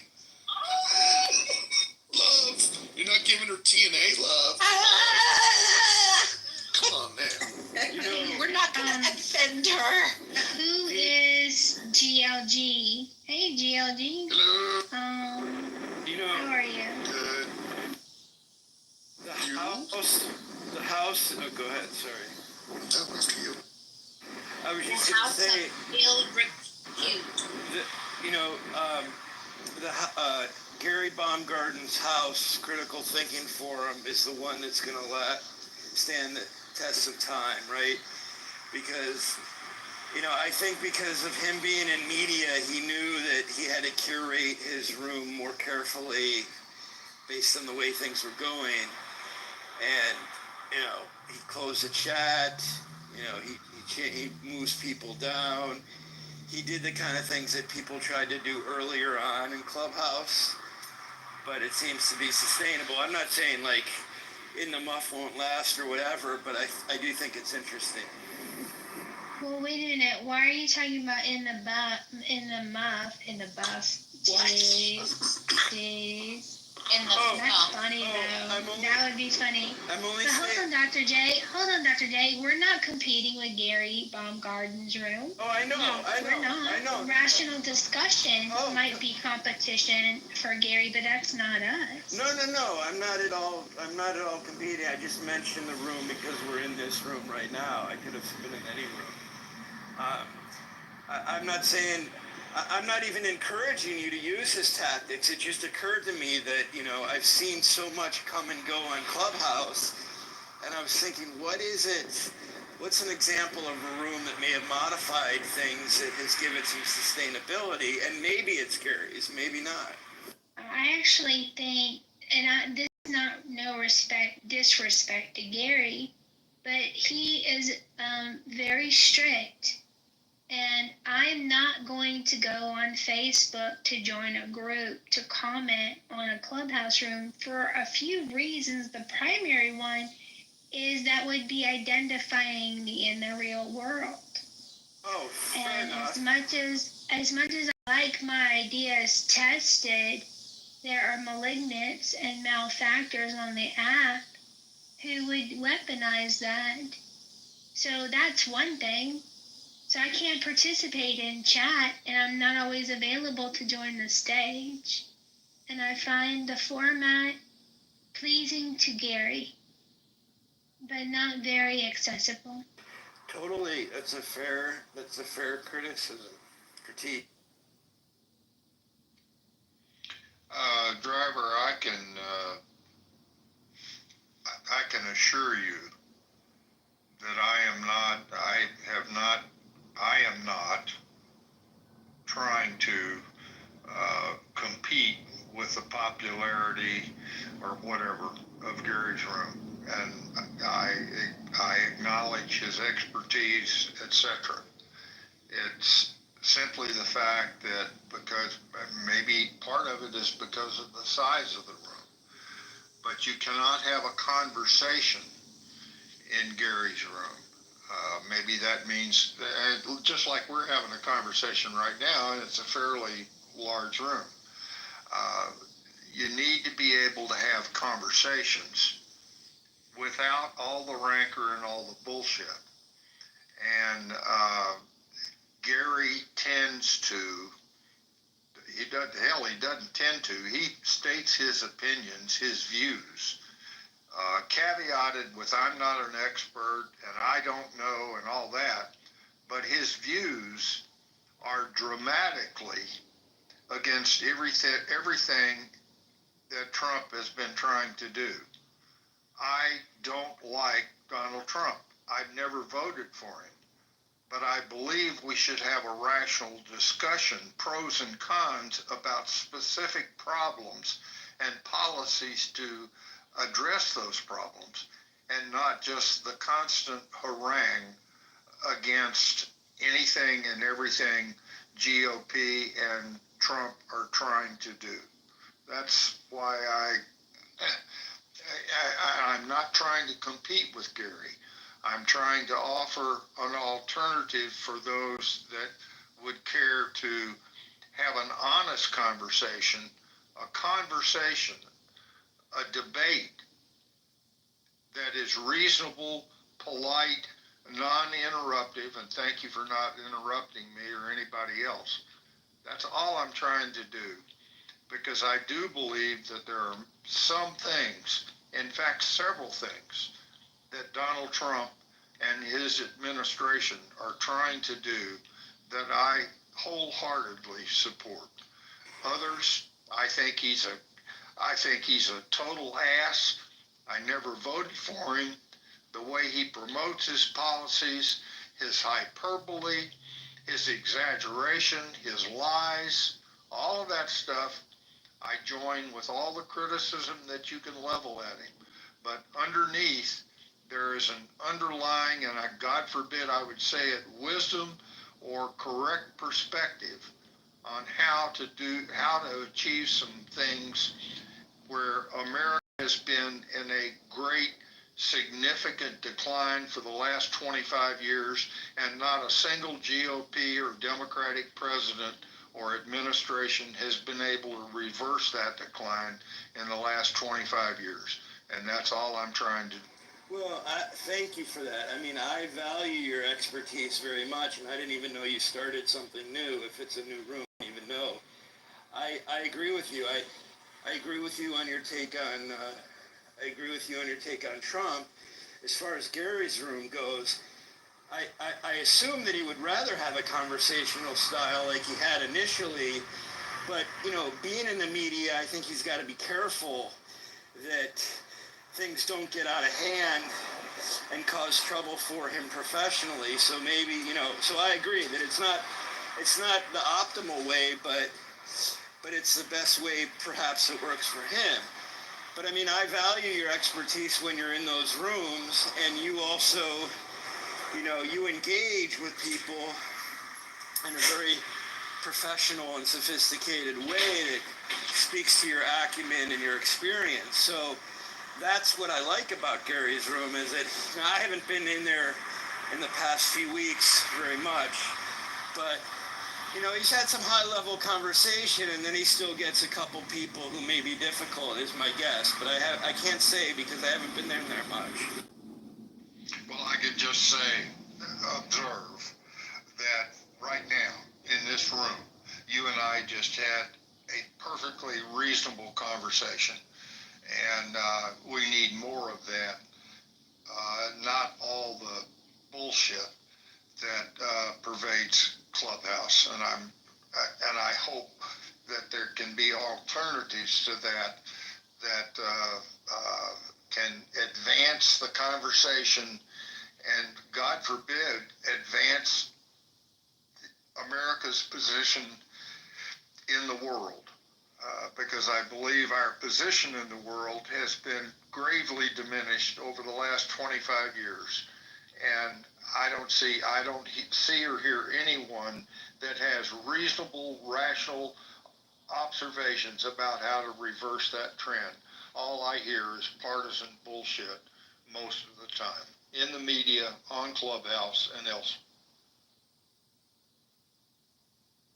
Well, thank you. Yeah, I mean, I because I'm fairly moderate, and as I've gotten older, and I think the trend for most people is, sorry for the background noise, people get more moderate as they get older, but that may not reflect everyone's experience. But to me, you know, again, the dichotomy, if you're too extreme in your views, you almost become blindsided by, I don't want to say everyone who's extreme in their views is irrational, but you're more likely to become irrational and succumb to cognitive biases and distortions when you hold extreme views and only surround yourself with that kind of sentiment. So that's my opinion. But of course, we cannot even arrive at a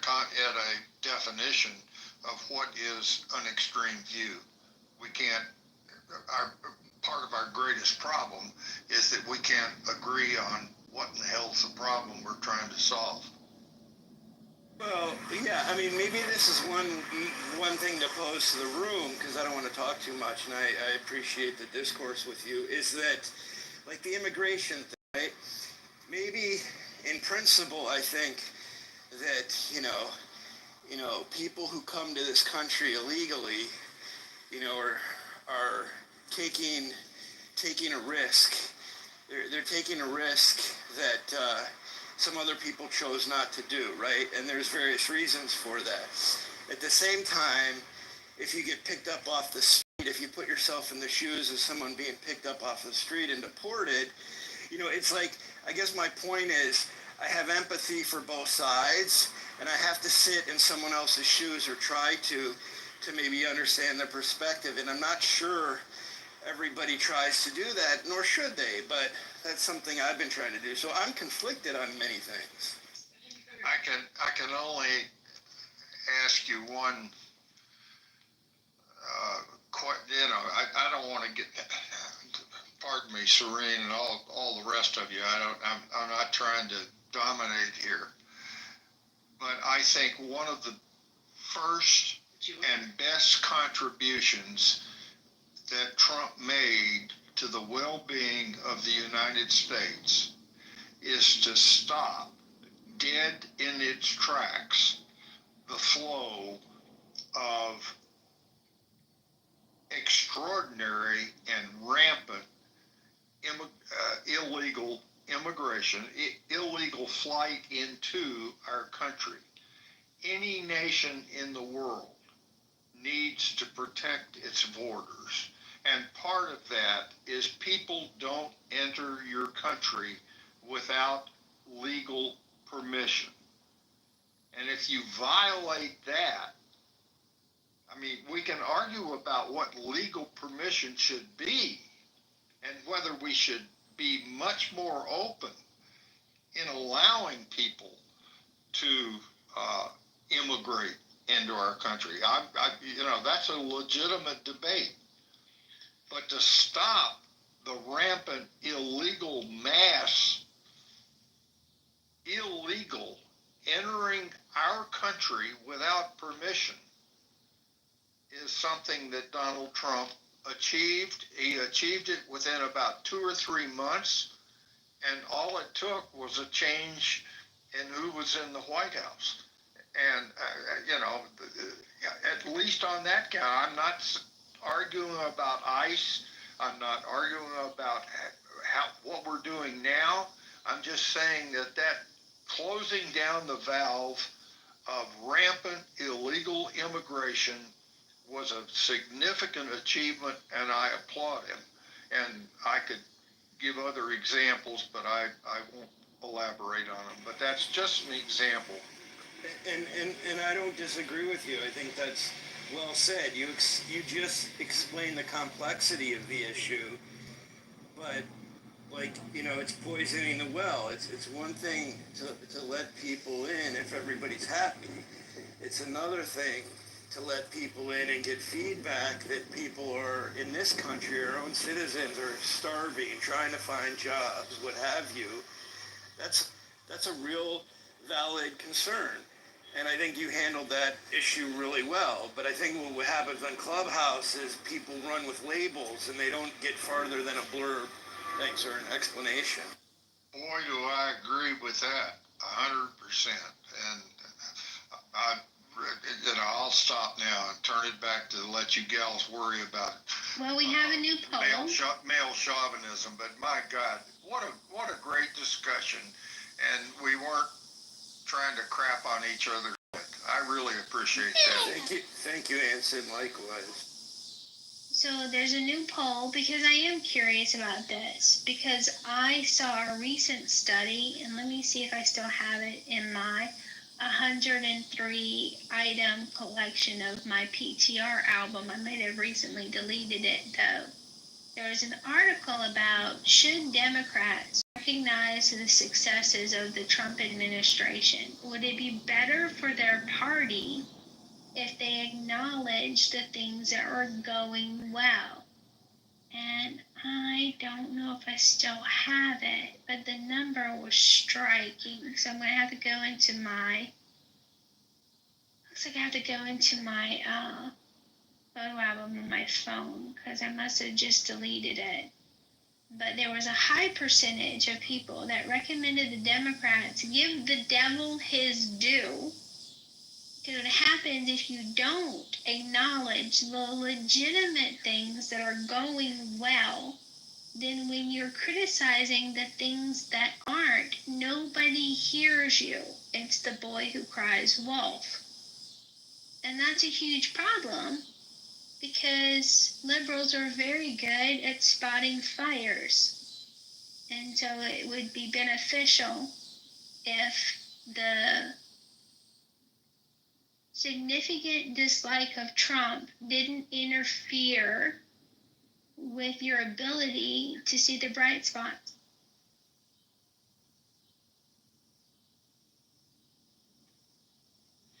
And I would add to that, Scarlett, there is a grave inability on the part of opponents to Trump to acknowledge the things that are not going well, need corrective action, and then engage rationally in a discussion. And that's the place it should occur is in Congress, not in the media, etc., or the courts for that matter.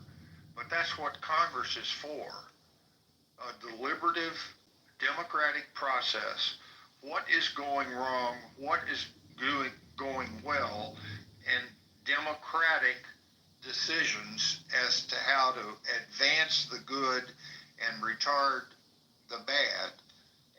And that's one of the reasons that our great divide is accelerating, is because we can't even agree on the problems that need to be debated or the fucking courage to debate them and bring them to a vote and let democracy prevail. God damn it. I found it. It was 74%. According to a smearcolnish.com poll, I don't know that poll, political interest of Democrats to publicly give Trump credit when he accomplishes something with which they concur. 76% agree that it is in the best interest of the Democrats. 24% disagree. So why don't their leaders adhere to that? Well, Anson, pure politics.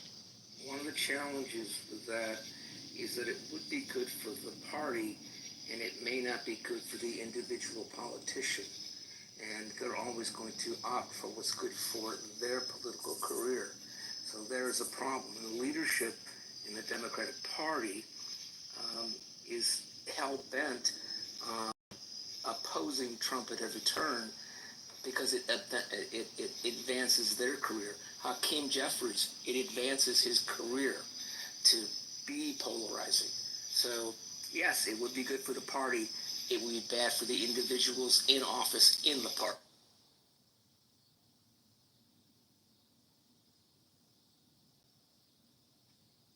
Respond, but I don't want to dominate.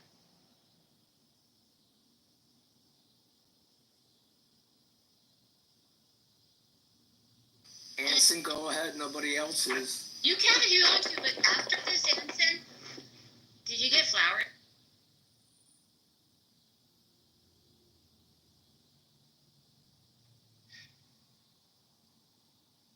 The same can be said about the Republican Party. There's an allegiance to the party, and the preponderance of power, if you will, inside the party, the parties, the two parties, there is not a preponderance of power as to what should be debated and decided democratically, what is in the best interest of the nation. That sounds a little hokey, I suppose. I'm not trying to be profound, but I'm trying to get at some root causes, Joe, beyond just the individual congressman and party and so forth. Well, I don't disagree with you at all. Only thing I would say is the word profound and politician rarely work and play well together. The worry that politicians, especially in purple states, are very concerned about being primaried by other Democrats. So it is a profound fear of theirs that they're going to lose their power if they act in a rational way. Okay. I served from when I graduated from college, 1965 until 1988 in the Cold War. There were political differences, but my God, step back. The country was united. How was that achieved? It was not because of one president or another. It was because of the consistency of Congress, the will of the people to win the Cold War. Well, that was the will of the people to win the Cold War dominated, and guess what? We won. I would agree that that was a unifying aspect of that time. I would also remind you that there were conservative Democrats that all became Reagan Republicans. They were called Dixiecrats. And we had a different political landscape in both parties at that time. And I served during that time. I was in the Pentagon for towards the end of that time. Sure, I heard the disagreements, but I saw the unity. And that's what I'm trying to figure out how we can achieve today.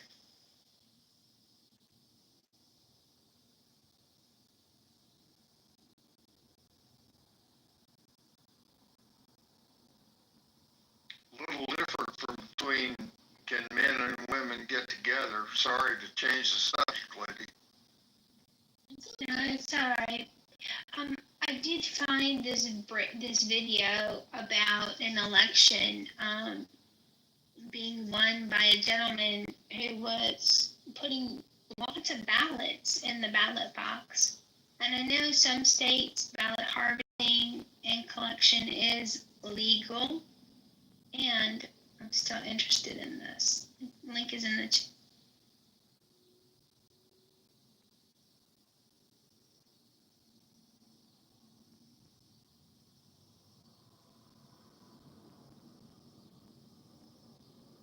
If he only won by 76 votes and he's on this video stuffing ballots into the ballot box, I think a new election is called for. Does anyone else agree or disagree?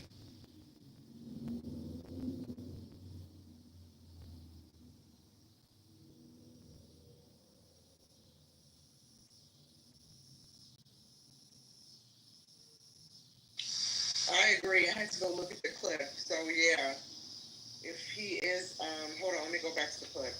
If he is guilty of what they are accusing him of, stuffing a drop box with stacks of mail ballots, I would say so, Charlotte. Scarlett, I called you Charlotte. Sorry, Scarlett. That's all right. Monica's actually fine. I just can't change my name again for another week or so. That's what happens when I play pranks. I don't know. There's a new Monica on the app. Baby JB, I think, is the user's name. I don't know who they are, but I do feel some sympathy if they are using the name Monica on the Clubhouse app. I wish them the best of luck with that. A little grinder. Anson, will you leave?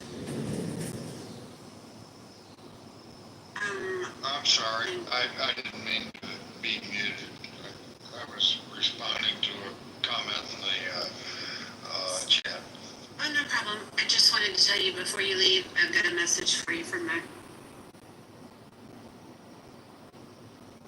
Does it need to be delivered privately? Do y'all wanna or It was just some room topic ideas for Russian discussion. nice. Frank, I did invite you up. Behave, please, sir.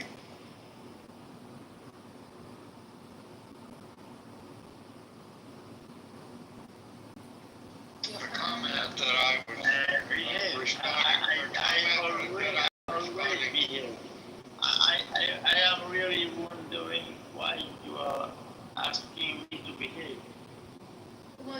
then you kind of stepped on Anson's reply. So there's that. So what? So what? I was responding to a comment in the chat that 1968 was a perfect example of how things were not going right in our country. And Howard, I could not agree with you more. 100%. In 1968, I was a young lieutenant in the Navy. My wife had lived in Arlington. I saw what was going on in the country. I was spit on. Though I never served in Vietnam, I was spit on if I wore a uniform on an airplane. And I could not agree with you more that this country was going to hell in a handbasket. And we're not as bad now as we were then. But we are sure as hell not as good as I hope that we could be and should be if we can have rational discussions and resolve our disputes within Congress, the democratic way to resolve the disputes, not with executive overreach or judicial overreach. It's Congress, the democratic way to resolve disputes, and we no longer have the ability to do that, and it really pisses me off. Yeah, Anson, I don't really have a problem with executive orders other than they're not permanent. And some of the executive orders would be better as legislation that came out of both houses. That I agree with. But there's nothing unlawful about executive orders, and utilizing the courts thoughtfully is a very constitutional way of resolving issues.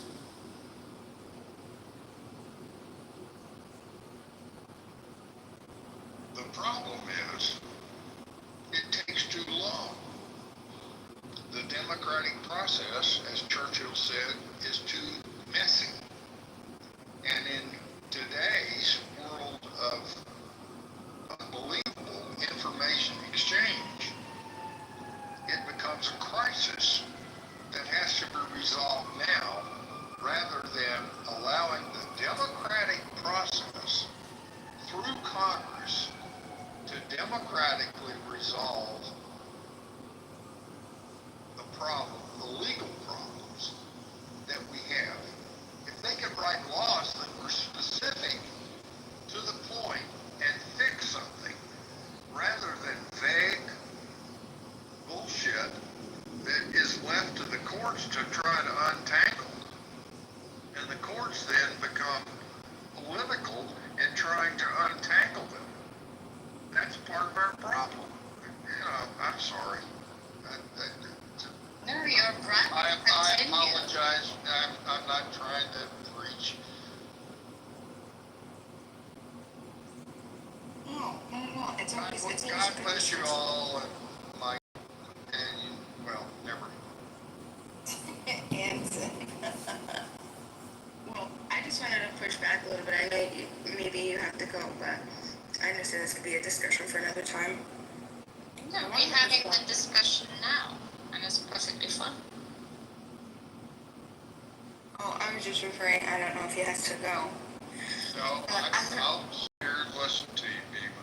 I really, I observed your exchange with Brad a couple of days ago, so I'm sort of waiting, but go ahead. Well, Bima is an anarchist, so.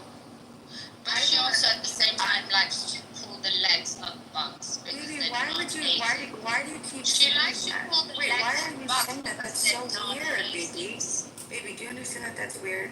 We talk about how Yeah, I weird understand. rumors, right? No, because the bugs are non-native. Hold on, wait, I know it was a joke.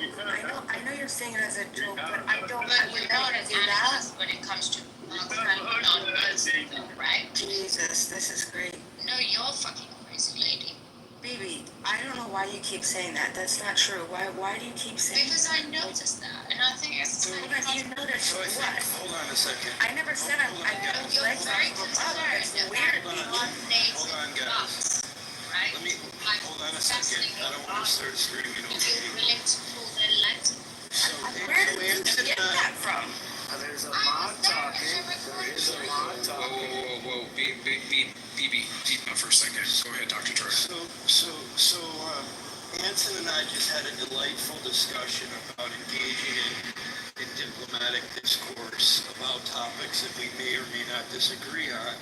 And what you're demonstrating right now is that you're bringing personal vendettas or personality issues into the arena, so that this is about personal attacks and not about the topics. Now that's fine. that's my psychology. It's the psychiatry. That's what, see, now calling names isn't going to be helpful either. So what I'm suggesting is that this is why Clubhouse, people are drawn sometimes to the drama. And if it was just topical, maybe we would all be pretty bored. I mean, I'm not saying one is better than the other, but the question is, what kind of rooms do you want to be in?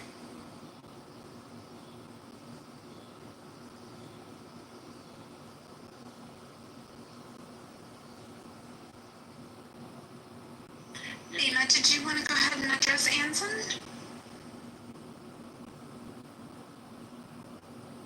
No, I'm okay.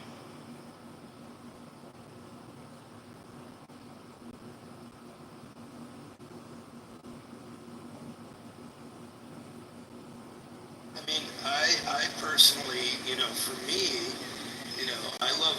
to be honest, I like both kind of rooms. Like some of the things, some of it's entertaining, some of it's camaraderie. There's a us versus them mentality that can be funny. Like let's say in Roger's rooms, he's maintained, and I'll give Scarlett the benefit for carrying it on.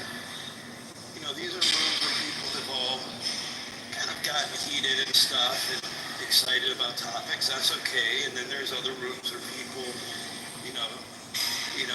are more diplomatic. And this isn't a judgment of people. I guess it's just a question of what's preferred. And I'm not even sure. I mean, I get drawn to everything. So I'm just putting this out there.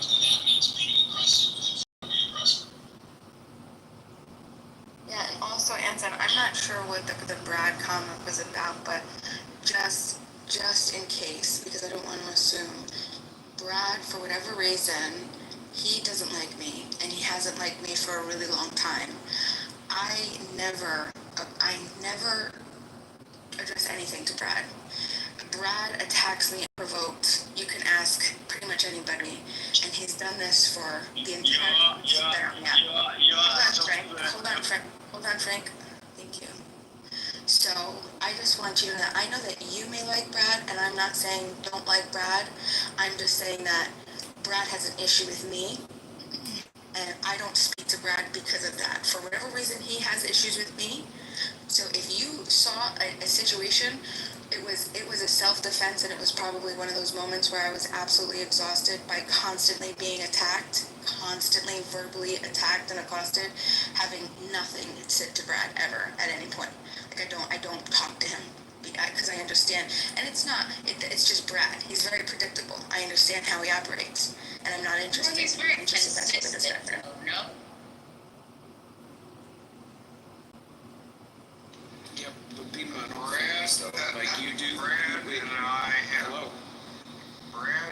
and I have nothing in common other than the fact that we both served in the United States Navy. I'm not sure even that Brad served during the Cold War, but that's beside the point. So there's a commonality of band of brotherhood in having served in the United States Navy. I was a relatively senior officer when I finished. Brad was a bosun's mate. And God forbid, I love bosun's mates sometimes, but that I could tell you sea stories about that. But when it becomes, I don't support Brett and some of his views, and he remains respectful of me, but he disagrees with my views. All that's fine. But when it gets down to the, well, I can't even describe. It was my room. It was the room that I was running, and I had to leave for personal reasons, and it devolved into a combat. And even Roger himself said, "My God, if Uncle Anson hears this replay, he's going to go apeshit." I didn't go apeshit, but I was extraordinarily displeased with the way that conversation devolved into. And that's all I'm trying to prevent. And again, thank you, driver, or whoever you are over there. I mean, these are the kinds of things we ought to be able to do rationally without all the bullshit, all the Trump bullshit, and try to figure out a better way for this country to move forward rather than the steep decline that I have seen in this country for the last 25 years, at least since 9/11. And I will do everything I can do to try to reverse that trend, make that curve go back up in the right direction, not for me or anybody living on this stage, but for my kids, and not for my kids even. Hell, they're in their 60s now. For my grandkids and my great-grandkids. I just think this country is going in the wrong direction, and until we can figure out a united way to reverse that trend, then we're still in great trouble. Okay, so can I say something for a second? And I just want to make an observation from the outsider looking in, because contrary to the fact that I've been on stage, I'm actually still working. I've noticed that people do this thing where they say that they don't want to talk about people, then they continue to talk about people, then jump back into a topic having nothing to do with that said people they were itching to talk about. I'm going to be very honest with you. In listening to a lot of the shit that's happened on this app and a lot of people that come in and out of these spaces, I'm going to have to call bullshit and say that some of y'all love the drama. Some of y'all love the drama. Some of y'all can't get enough of the drama. Y'all can't live without the drama. You can't get enough of the drama. Okay, so when people want to stop complaining about, why can't we get into these spaces and have this type of discord, without any of these problems? Well, hey, we've been given tools to use that, to deal with that. It's called the blacklist. But then you have the free speech committee that says, well, we shouldn't have to block people. They can say what they want to say. Y'all like the fucking drama. Yeah, I'm not sure if you followed what happened, but I was going to talk to Ensign about rationality, and he had said something like, oh, I listened to your interaction with Brad the other day. He brought up Brad, I didn't bring up Brad. So I was just responding, letting him know that there is an interpersonal conflict with Brad and I, and it's never me talking to Brad. It's always Brad just attacking me unprovoked, and I guarantee you, Anson, if you go back, that's not true. Well, the great thing is Anson has a replay, so Anson. So the great thing is I've been able to observe you, and what you do is you say things about Brad behind his back. Then when he confronts you, you play the victim. So I'm not going to sit up here. Hold on, BB. I'm not going to allow you to do that, Bima. Stop it. And notice Brad is not here. Why are you so obsessed with talking about people when they're not here? Did you not listen to what I just said? I was responding to Anson. First of all, hold why on, don't you just share with us your political I was responding to Anson. Hold on. I didn't bring anything up. I was just responding to Anson. Hold on, Bima. I'll throw the mic back to you, Adam. I just got back to my phone. Yep. Boo, I've had these same people blocked for 5 years.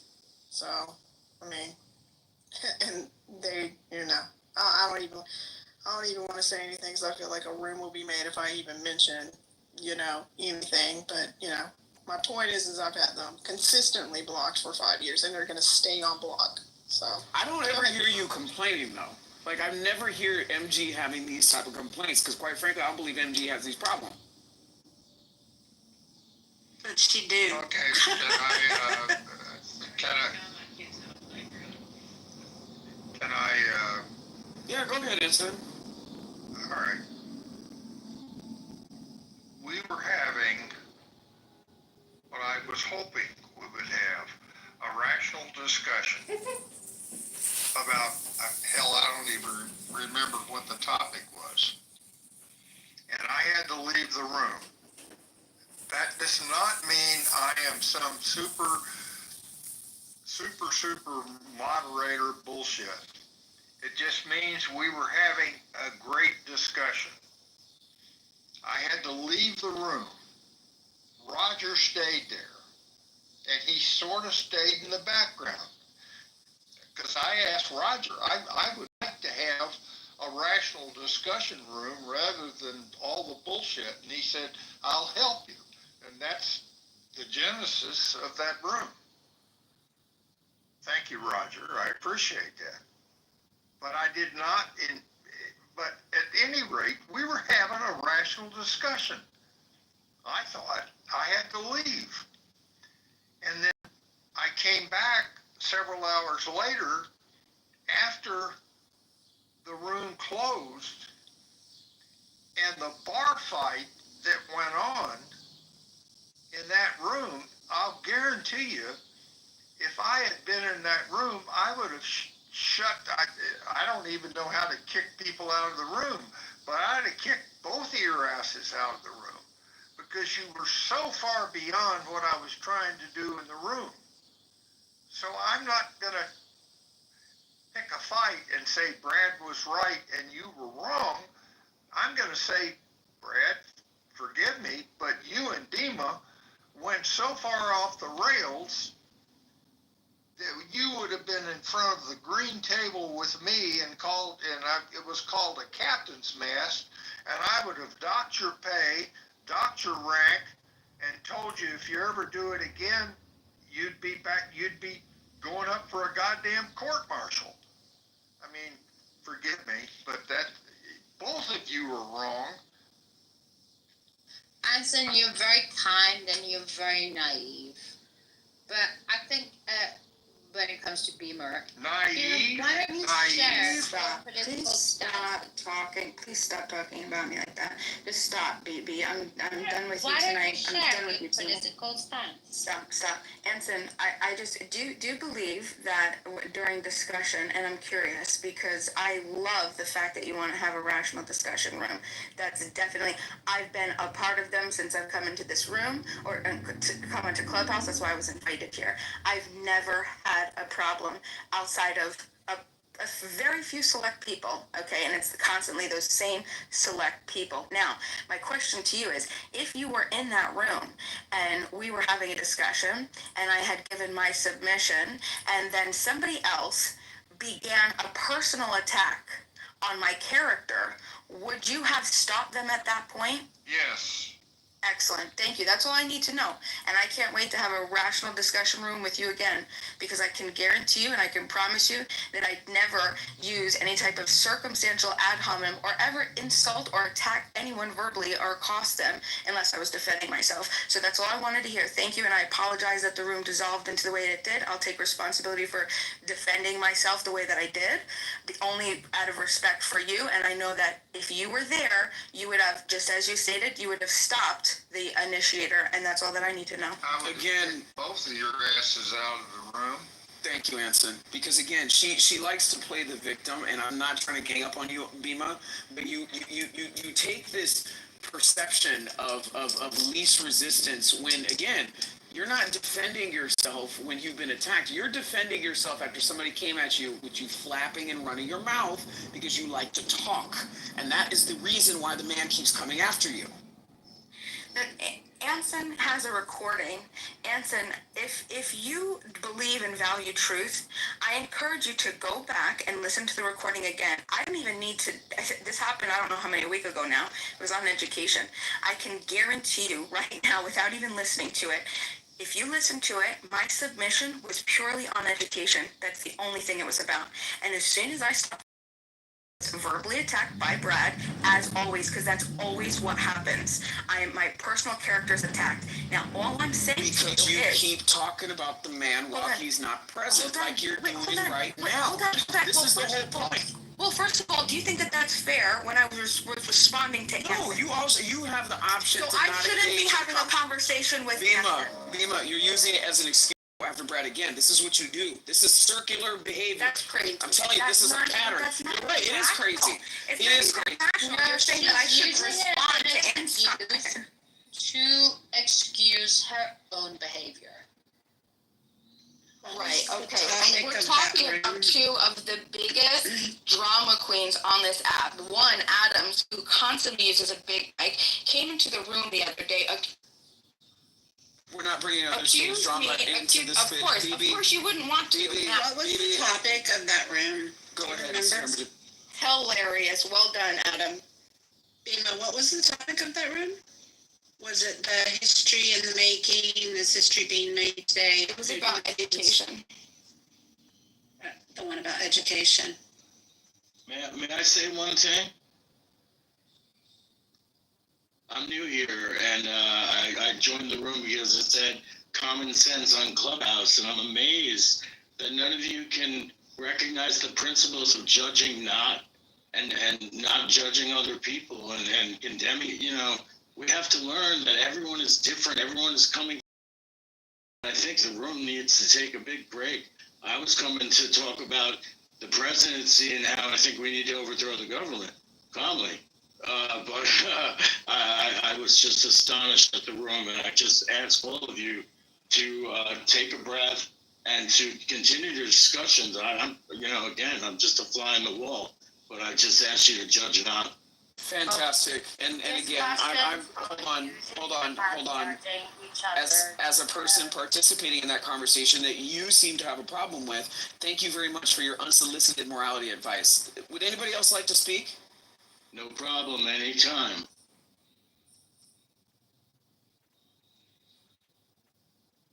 We're not here to virtue signal. We're here to try and understand each other, no matter where we come from. And sometimes people come from different places with honest intentions and honest convictions, but there are also some people who come with opinions that are not that honest, and that's, I think, what is actually the disease at this point in time when it comes to politics, because in the past, as Anthony was saying, it's like, you could be left, you could be right, but it was an end game, and it was about reaching some kind of consensus that was supposed to be the best overall. But today, that's kind of like a little bit blurred. That's a good point, Bibi. Let me ask you, do you think that it's rational to continue to tell people tonight that I've been pulling the legs off of bugs when that was never said, done, or anything? Like, can you explain how that plays into rational discussion? Do you like playing the victim? Adams, no, but you do, apparently. Which is why you're the only one that's speaking. It was non-native bug, right? You're very adamant. Bibi, I never said that, but you made that up. You made that, and you've been telling this. At first, I thought you were joking. It's recorded. Then you kept saying It's Bibi. That this is just made up bullshit, and it's weird. It's Bibi. It's weird. You are weird, honey. And then you said, "Oh, I'm gonna let the chicken eat it." Because I couldn't kill it. That's why. I didn't say that I pulled the legs off of the bug. And I did let the bug go. I did it. Adamant it's a non-native. Right. right. No. Not only non-native, it has no predators, and there's a literal campaign because of the industry in the state that I'm in. It's a $7 billion industry. This bug came here from another continent in the 2020, and it's right, but because it doesn't have any predators, and because it can do the things that it does, lay eggs on anything, and it feeds off of the hops and the grapes of this particular, billion-dollar industry in the state. It's an invasive bug, and it's dangerous. And that's all that I was talking about. I was educating, like I educate everybody on all the other bugs that I talk about. Today we talked about another butterfly. So I was just giving information. I was giving information about the lantern. I was giving information about the lanternfly. That's it. Today we talked about the silver-spotted skipper. Okay. Yesterday we talked about the golden. We talk about different bugs all the time. BB. I didn't pull the legs off of bugs. I'm sorry. And the fact that I didn't even kill the bug. I'm sorry. I didn't even kill it. And it's weird that you keep saying that I did. It seems like you changed the subject of the room. Common sense on Clubhouse. And God almighty, do I agree with that. How do we achieve it? Common sense. There's a guy down here in the audience, Alan. He and I have very divergent views on Trump specifically. And yet, he has a new room called the Brain Trust. And we have rational discussions, common sense, mutual respect, even though we vehemently disagree. Now that's a small room, not popular or anything like that. But we need more rooms like that, where Alan, who wants to impeach Trump, and of course I strongly disagree with that, but we can have rational discussions about it without all the bullshit. And somehow I think, well, Alan and I have maintained a degree of mutual respect despite our disagreements about the headlines, if you will. What Alan and I need to do is get underneath the headlines, understand the underlying problems, and then argue about the solutions. But we first have to agree on what the hell the underlying problems are. He thinks it's Trump. I think it's much deeper and broader than that. And we can have a rational discussion about that, be productive, remain polite, etc. And that's what we need more of on Clubhouse. Yeah, but you represent a time where politics was a little bit less dishonest than it is today. Politics in my era were as divisive. My God, I voted for Goldwater, for Christ's sakes. The first time I could vote in the United States. I mean, my God, our politics has been divisive, but the intention, but our unity in solving the problems has not. Intentions were right, no matter the division. It's not the case. That's your opinion, BB. I would say that politics hasn't changed that much, but the media and social media has created so much noise and so many different platforms that you cannot escape it, and that is what's changed. I think BB just said something terribly fascinating, and I wish we could just listen for a minute to why she believes that the intent of Goldwater and the intent of Trump are different. The intent of Trump is to save America, to make it great again. Well, okay, but BB's, I don't know. Every politician represent an era. Just like fashion, just like art, just like celebrities, just like everything else. It will always be the case. It's all interlinked. So if Trump is in power today, it's because the people who elected Trump made Trump, right? He was a TV host. So was Hegseth. This is the era we live in today. Nothing is any more different than it was.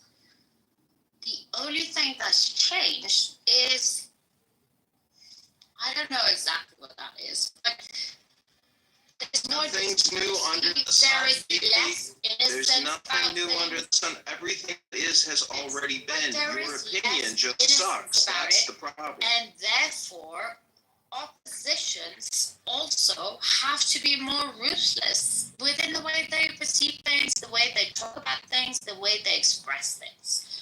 And that's what it is. It's like you can't have so what is it? So the left, it's like you just keep going and you go and you keep talking about nothing and you just keep going on and on. Who's like, oh no, you can't be deporting people. It's it's against human rights. But then at the same time, pulling off the legs of a fucking bug because it's a non-native. Do you understand? Oh, come on. Can I have a discussion with Bibi here for a minute? Because she's saying something that is interesting, and I'd like to help her with her point of view a little bit. If Anson mentioned the Goldwater election, now that was 1964, and in that election, television was just in its infancy, and there was a commercial that was made for that campaign, for the Goldwater campaign, that you can find on YouTube. And it was about a little girl that was in a field counting flowers, and an atom bomb was dropped on that little girl. And I'm not even sure that I've got the visual right. I'm sure Anson remembers the commercial. The point I'm trying to get to is that what is different today is the information technology that we have. In 1964, we never could have had the kind of conversation that we're having. And my brother Anson, who I deeply respect, even though I disagree with him, is from a different era. I agree with that. So am I, to some extent. But we can comment on what technologies have significantly impacted the change in generation. And I would submit to you that the technology has been a part of the American political system for at least 80 years. And it needs to be calculated into these discussions, and I'll leave it there. Thank you for not interrupting me. Yeah, but how are we disagreeing on anything you said? Boy, I am looking forward to Scott and Howard. I just put them up to the stage, and I really look forward to their comments, because I think this is a really important discussion, guys. Hey, Anson, thank you. And Alan, I just posted in chat a copy of that famous Goldwater ad. I want to say, though, did it come from the LBJ campaign? Yes, it did. I guess it's a little confusing because you're absolutely right. It did come from the LBJ campaign, but it was objected to so widely that LBJ took it off the air. I think it was only run once or twice. And I think that I love this point that you're making, because what we had in 1964 that we do not have now was a strong FCC that acted as a neutral arbitrator. And Ronald Reagan, who I think in many ways was a great president and in many ways was not, he was sure as heck not as conservative as many people think. That's not what this room is about.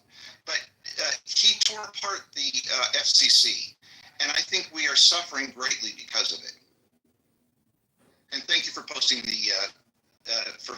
video, because I think it's great. Well, I'm going to jump in here just for a second, because I marvel at the fact that Alan, Scott, and Howard are on the stage and listening to my bullshit, and God forbid, guys, have at it. Because we need, wait a minute, don't interrupt me, Howard, Scott. We need rational discussions, and I swear to God, I'll listen to everything you guys have to say, and I may respond, but I'm gonna give you every opportunity to address the fundamental. I'm not talking about the specifics of federal forces in D.C. or Trump is a 33,000 liars or whatever. I'm talking about the fundamental things that we're just failing to be able to resolve in this country. Have at it, Scott, Howard. Listen, I really would. This is a great room as far as I'm. The problem with Alan and Scott and a lot of people that I'm trying to point out is that we're $37 trillion in debt. So if you're going to complain about the FCC in 1968, I got to tell you, it's 2025. We're $37 trillion in debt and have $100 trillion in unfunded debt liabilities. If you gentlemen aren't fiscally responsible or conservative in your own life, you're going to have to get fiscally conservative for your government because you can't keep borrowing and spending. Wait, first of all, wait, Alan. I'm talking a hell of a lot more about fiscal responsibility and all that. I'm talking about what I see as the fundamental decline of this country. It's been going on for 25 years, and I'm looking for solutions. And I want to hear Alan, Scott, and Howard, and I don't want to hear objections about specifics right now. I was in a room the other day, and I don't think you were there, Henson, where I was trying desperately to make the point that your Obamacare premium was a function of your income. And I was called a liar. I was told I didn't know what I was talking about. It's this kind of thing that makes it a problem. So thank you for trying to moderate in a good way. Secondly, Mojo, you know nothing about my economics. And I'm not going to debate it with you. I have no need to share my own economic success. I would just say that in spite of a significant disability, I'm better off than many, many Americans because I worked very hard and I'm actually quite conservative. But I absolutely insist on truthfulness. And that's where I think you and I may have a problem. By the way, more truthful than me? Yes, I am. Well, it's just like your opinion, Alan. No, I do. Yeah, it is your opinion. Well, hold it. Mojo. Have you come into other rooms? Under a different name? Yeah, I got a lot of accounts here. The point is I'm sharing information in my opinion. And I don't know why people think your opinion supersedes other people's opinions. It's just opinion. How the fuck you got away with manipulating and getting away for so long on this fucking app? Well, you can't tell me how to use the app. I use it the way I want to use it. You use it the way you want to use it. And therefore, it's just your opinion that you don't like the way I use it. Because, I don't know what your stand is. Like, what are you supporting? What are you I don't know. Let's create a room tomorrow or maybe Monday. Let's come up with a topic right now for Monday afternoon. I've done this, Vivi, and what I've discovered is, number one, Mojo would have voted against the big bad bill. Maybe not for the same reasons that I would have, but if he's going to run for Congress, he needs to be held accountable for what he says. Number two. Yeah, and Alan, I was placating you when I said that Congress should arrest Donald Trump. I was making fun of you, but you were too dim to understand that I was teasing. No, I wasn't too dim. I understood that you might be teasing me. Interrupting a discussion that, for some reason, I'm not even able to participate in. So you're interrupting, as you always do, Mojo. Let other people speak. I want to finish the point, Mojo. I have you on record, on a recording, saying you would impeach Donald Trump, and you can't deny that. I knew what you were doing. I wasn't that dim. Thank you. Again, I was making fun of you, and it's illegal to make recordings of people on this app. Alan, don't you? It is not illegal. Mojo, stop. That room was recorded. You know it was recorded. All right, well, it was documented as being recorded. Replay. I'm going to go listen to it and see what I said. Please hold. Okay, well, that's going to take an hour and a half. if you've got Trump derangement syndrome, you got American derangement syndrome. Trump was voted in by the people to rectify the problem. Anson, you throw him off or I leave. To rectify the. Okay, goodbye. I'm not running this room, so Anson, if you can't throw him off the stage, it's fine. I'm trying to mute both of you, and I don't know how to do it. Scott, Howard, when you say the decline of 25 years or 27 years, what answer specifically, like, what decline are you talking about? Because that could mean a lot of things. Okay. Obviously, 25 years ago, we had a balanced budget, about $1 trillion or so national debt. Look at us today. Look at our inability to successfully resolve the conflict against terrorism. Bush said it was a generational war. We're still fighting it. The withdrawal from Afghanistan, a military disaster as far as I'm concerned in terms of the military. The geostrategic instability in the world. Scott, you've heard me say this, but based on my experience, from my professional experience from 1965 up to whatever, and I was on the tip of the spear of nuclear deterrence. That has been degraded, and I firmly believe, that we are closer to nuclear war today, not because of geostrategic instability. And part of that, a significant part of that, is the American inability to create stability, which I call deterrence. Deterrence is weaker now than it's ever been in my professional lifetime. I believe we're in trouble, and we're getting deeper in trouble on those broad subjects. And that's why I make the comment that I do, and thank you for not interrupting, and I welcome your ability, your response to those kinds of Yeah, I think a couple things. So I think I agree about the deterrence thing, and I think if I were Ukraine right now, I'd be trying to get a nuke. And everybody, if I was any other country that was anxious about its defenses, I would be trying to get a nuke because, yeah, I mean, I think that's a problem. But I would say, so I think if we're saying that past 25 years of decline, that's one way to frame it, and I think it's not unfair. But I think what we're seeing right now, there's a scholar, Gary Gersel, who's written The Rise and Fall of the Neoliberal Order, right? And his work, I mean, he thinks that we have these political orders.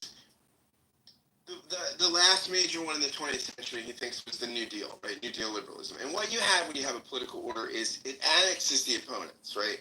So what happens is you get, for instance, you get after FDR, what does Eisenhower come in and do? Does he become a spendthrift and clamp down the state? No, he expands the state, right? He expands infrastructure. He's part of the New Deal order, right? So the New Deal order gives way to neoliberalism, right? Which sort of, begins on the cusp of Jimmy Carter. Reagan really brings it in. And that's where, markets are seen as superior to government.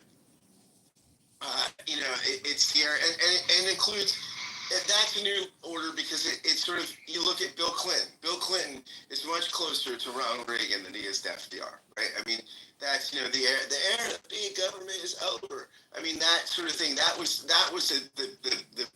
breadth of victory of Reaganism, right? Clinton was really a Reaganite. So that order, the neoliberal order, is eroding. Okay, it's tattering. It's coming to a close. I mean, I think a couple things have caused it to weaken. One, you look at the financial crisis preceding Obama, that really crushed people's confidence in the global economy, in the neoliberal sort of free trade, free market stuff. You look at Iraq and Afghanistan have eroded people's confidence in internationalism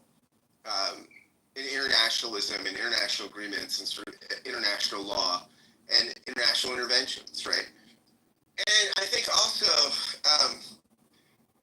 the faith in democracy, China's success, rapid success, without democracy, right, makes the Davos crowd and stuff enamored with China, and there's just cynicism about democracy, just culture in a culture-wide way. So I don't know, like maybe it's decline, but I just think there's a fundamental paradigm shift that Trump has responded to, right? That Trump is the right-wing response, the populist response to these problems, right? And so I think Trump is pretty effective as far as he's reacting against all of the erosions that we see declining in like the 2000s, sort of pre-Obama. Now, I think the left hasn't come up with a response to the end of neoliberalism. We ran the neoliberal candidate. We ran Kamala Harris, right, running around with Liz Cheney saying the neoliberal system isn't that bad and Trump's going to blow it up. People wanted it. People wanted it blown up. That's the thing. People wanted the system blown up. And we didn't offer somebody to blow it up, right? We offer. Now, it's interesting. I'm not a Mamdani fan. I don't like the anti-Semitism.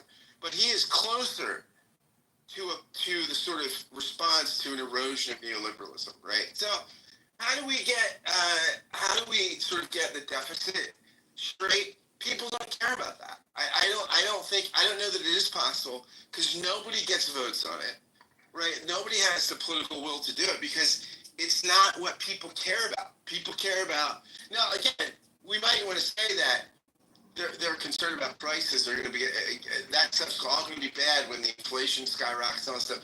But that's abstract for people. So I don't think the debt is something that will be dealt with in a reasonable way because there's just not, it's not something that's existentially or practically a concern of any American. So Scott, what about Bill Clinton? Wait, Alan. Yeah. A major breakthrough, as far as I'm concerned.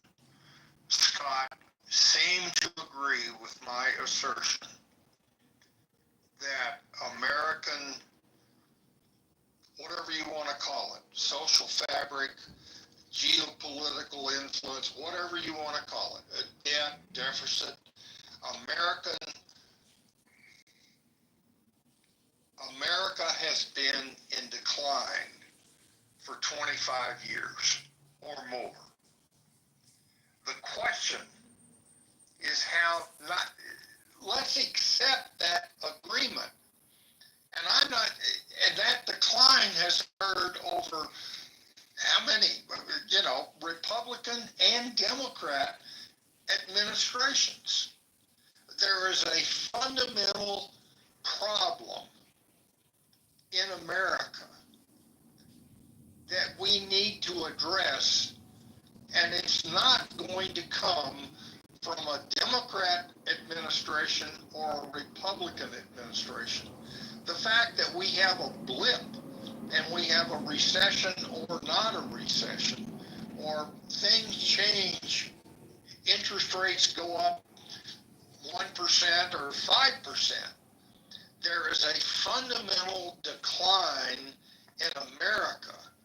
And I'm trying to understand and develop ideas, and because of my age, I have to go back to what I thought of, and looking in hindsight, during the Cold War, Scott, there was far more unity in this country than there has been since 9/11.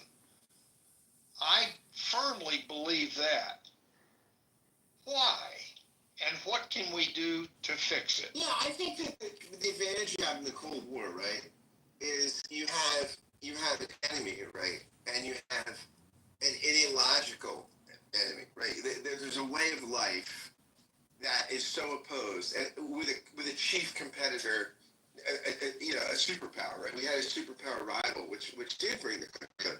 And I think, there's a really interesting book, The Clash of Civilizations. It's an older book, The Huntington, but it's well worth reading if you don't know it. And Huntington's writing in the 80s, I think it was late 80s, but he was sort of saying, after the fall of communism, he's thinking, he called that the age of ideology, right? That the age of ideology gives way to civilizational clash. That it's no longer communism versus capitalism, the Western capitalist free society versus the Eastern Empire. It's several different cultural regions, right? You got Eastern Orthodox Russia, you've got the Christian sort of democratic West, you've got China, you've got he breaks into like these socio-cultural orders.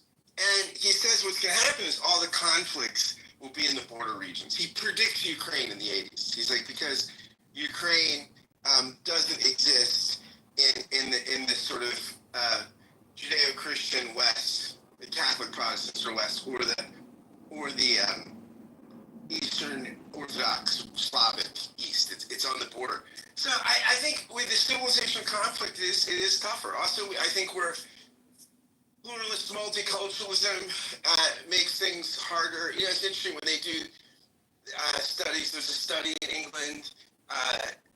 It's shocking how many, and you can find correlative studies like this among American millennials and stuff. It's shocking how many people don't think it's important to live in a liberal democracy, right? That there's the relativism is seeped into democratic ways of life. So all these things are real. And at the same time, our GDP is doing pretty well. Like this is the thing about decline. Like we're far surpassing growth in the rest of the world, right? I mean, this is the interesting about Trump's narrative sometimes, that we're this victim nation, right? That everyone's taking advantage of us. We're still doing far better than even China and anything close to our global competitors. So, I mean, I think if we might be facing a decline in political culture as far as being able to do big things. I agree with that. I mean, part of it is our system is designed to need substantial majorities, but you can't really run America on narrow majorities the way you can a Westminster parliamentary system like Canada or the UK or something, right? So to do big things in America, you can't do it on narrow majorities. And we're a partisan, we're tribal and partisan, and you can't do much with a narrow majority. So while I think our GDP might be increasing and we might be winners in the global economy, our political culture doesn't lend itself to solve a big problem like increasing deficit. Well, everything you've said, first of all, we agree that there's a major decline. But everything you've said is a description of why we've been unable to stop that decline. I have some specific ideas, fundamental ideas as to how to stop the decline. And I would be, I'm not going to argue those. Well, for example, I have said for over 2 decades now that the K-12 education system in America is a national security crisis. We are dumbing down America. Now, we can debate that forever, but that's a specific thing that I believe we need to fix. We need to better educate the citizens of America. I think you'd agree with that, and then we can argue about how best to do that. I believe there is a smog over our major metropolitan areas. And I don't mean environmental pollution. I mean a degradation in homelessness, graffiti, respect for law and order, crime rate, whatever. And I don't want to argue the specifics. I just make the assertion that our major metropolitan areas have gone downhill in terms of social fabric, etc., over the last 25 years. And I'm looking for solutions for that. And we can, at least I want to agree that those are problems. And then we can debate with all the vigor you want to debate the best way to solve them. But we have to agree that they are problems and not just talk about how hard it is to fix the problems. I want to get down to specifics about what I think needs to be done to fix the problems, you think needs to be done to fix the problems, and have a rational discussion on that. And that's what I'm trying to do. When you say something about urban decline, right? Like I think it's terrible. I think urban decline is terrible. Look, I live in a pretty major city, right? I live in the 6th largest city in the country, Philadelphia. I live right in the middle of it. I mean, I can walk to City Hall. That's complex because our crime is down in Philadelphia, right? Crime is down in most of the country, right? Now, so I wouldn't say, with regard to crime, Philadelphia is in drastic decline. Now, I will say we're facing a public transit crisis, and that's a mini crisis. I mean, SEPTA, which is a great public transit system in the country, is facing, Harrisburg wants to defund us. The Republicans want to cut significant spending, which would kill us, and we're facing, it's a big, a lot of people are talking right now because we're facing severe service limitations, which would have economic impacts, right? I mean, people not able to get to work and to other things as easily because a lot of people in this, depend on public transit. So that I would say is a crisis. So I just think urban life, it's complex, right? I mean, so I wouldn't say my city. With regard to drugs, yes, there's a part of the city that's Kensington, which is worldwide famous. There have been documentaries about it. So we do have an opioid crisis. So, I mean, I just think overall the climate is tough. It's tough to know. It's tough for me to comment on that unless I know what we're talking about, right? Because I think it's just a complex description, like what's going on in, say, an urban center like. Okay, Alan, go ahead. Scott and I have exchanged legitimate views back and forth. Basically, I think I heard him say that he's not very worried about the decline or the smog, as I call it, in Philadelphia. And therefore, it's not a priority that we need to address. That's a detail. Scott and I can argue about that, and I sure as hell don't live in Philadelphia. But go ahead, Alan. You want Anson, thank you, and thank you for running an organized discussion. I really appreciate that. It's not an easy skill. Thank you. I would like to go back to what Scott was talking about, and you were talking about also about when things were running well. And I would point to the time you were talking about in 1992 to 2000. We actually did have a balanced budget. And this is not Democrat or Republican, but the person who was president was somebody I voted against twice. And yet he was a competent president. And I think part of the reason he was a competent president is he had run a state for many years that had to have a balanced budget. And I agree. I support Bill. I like Bill Clinton. You have to put a lot of copy in the street. Yeah, and I think I agree with that. Good for him. One of the real problems we have is this horrible attack on competency. I appreciate very much, Anson, you trying not to make it about Trump, so I'm not going to go there. But I do think that once this presidency is over, we should, and I wrote a paper in college on this, we should change the Constitution to limit who can run for president, because the captain of the ship, Anson, does matter. I'm going to stop you right there. Legitimately, because I get the power of being a moderator, thank God.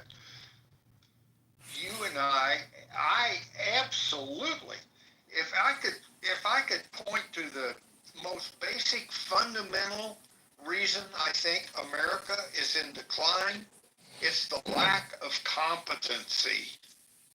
And that is related to what I call the national security crisis of K-12 education. We lack the competence across all parties to be able to figure out how to move forward in times of great stress. We agree. So we agree on a hell of a We lot more agree on competency. Now, we can argue whether it's Democrat or Republican, but we can agree on we have a terrible lack of competency at the highest levels in this country. And that is a function of experience. That's where we may disagree. I don't know whether you would disagree with that or not, but I say that's a function of experience. When politics, and Scott and I may get into it over this, and I don't want to argue with him because he's my friend, and I appreciate his help when we have it, but I do think that your objection to his imitation of Trump is based on a feeling that politics should not be entertainment. It is serious, and I don't know We where should that have is. a basic fundamental respect for the office of the presidency, not mocker it, but offer constructive alternatives to what that office is trying to do. I could not mock the office any more than the occupant does. I mean, that would be impossible. Well, Scott, that's where you and I disagree, and you know how, it's really got. Trump doesn't make a mockery of the office very often, Anson. And I'd like to acknowledge the other mods on the stage as well. And also welcome Jason and Double and Bima back to the room too. Y'all please feel free to also jump in on the conversation. I'm sorry. I mean, Anson, when Donald Trump is asked by, and this is a favorable interviewer, this isn't a gotcha question, or no, maybe it wasn't. I'm sorry, it was a CNN or something. They asked him, he showed you, he had the Declaration of Independence, right? And they said, what does this document mean? And he says, it's like a document of unity and love. I mean, love. I mean, this is the most acerbic. I mean, the aspersions. First off, half the things Jefferson said in there, a lot of the things weren't true. But when you have such a vacuous answer about one of the founding documents of the country, that's kind of a mockery of the office. I mean, right, when you're that ignorant of basic American history, which I'll say for Putin, I watched Tucker's whole interview with Putin, and I thought, you know what, it'd be great to have a leader that knew the history of the country, which Putin does. I mean, I think there's just so many things that Trump does that are just, and this isn't like Scott saying everything the guy does is terrible. I'm gonna shut you down because somebody said other people want to get into this, so let's let Jason and everybody else weigh in. I apologize for no problem, buddy. And I certainly don't mind the discussion continuing, but I want to make it a point to acknowledge that there are also other people on the stage, and if they have anything that they want to interject, they're more than welcome. Well, I do think Anson is right to highlight a decline in the U.S. over the past 25 years, and it's not necessarily going to be something that you can locate in an economic decline or a military decline necessarily, or a decline in our institutions. But I think there is a decline in public debt. There is a decline in our ability and the level at which we try to address political problems, political concerns. And it may be, I think, one hard challenge for people proposing changes is that we have to ask ourselves, given that there was a decline, then something is different now, and that's maybe why we have a decline. But the things that, if we're proposing solutions that aren't ultimately about restoring some kind of balance or sorting out or addressing the causes of the decline, if we're proposing things that are changes that weren't there in the past, we have to ask ourselves, why do we think those will work? You know, they weren't a problem before. Why are they a problem now? I think when we look at a lot of people on the left, and a lot of progressives, a lot of people basically who don't support the right, they are not conservative in the most literal sense of, or in the broadest sense of that word, which is applying old solutions to new problems, you know, which is to say using time-tested strategies. And so they propose all kinds of crazy things. They really want to uproot and undermine the American system. They don't see it that way, but it's what they're doing, and it is a big problem. For example, qualifications for office. We've never had qualifications for office. Why all of a sudden do we need the president to be qualified? Targeting hate speech. We're the countries with freedom of speech, you know, people are worried about fascism, whatever. The countries with freedom of speech, are those the countries that went Nazi? Back in the 40s, the U.S. was so much better at policing speech, and that's why we didn't go Nazi. I mean, there are a lot of ideas coming from that side of the aisle that are about destroying America. They're fundamentally about destroying America. They're about destroying an open and decentralized society. And that's something we got to put an end to. And that means ultimately destroying the capacity of the government to do that. And so Trump, he is, you know, there is a silver lining. There will be almost no federal government left, hopefully, when he's done. And no one will be able to entertain crazy ideas like this. Jason, can I just ask you, I want to make sure I heard you right. You don't think there should be any qualification for someone to be the president of the United States, is that right? I don't think there's any way to argue that's the problem. It was not a problem before. But we lived in a world before that was simpler. Let me give you a classic example, and this is one I struggle with in my own thinking. Harry Truman, who was one of the presidents that I have respect for. I didn't growing up, but the more I've read about him and the more I've studied him, that guy had a lot of courage. He did not have a college education. He was brilliant. He did not have a college education. If I were to propose a national amendment that we discussed in our country to change qualifications for president, one of them would be that they have a college degree. Another one would be that the presidency is not their first political office.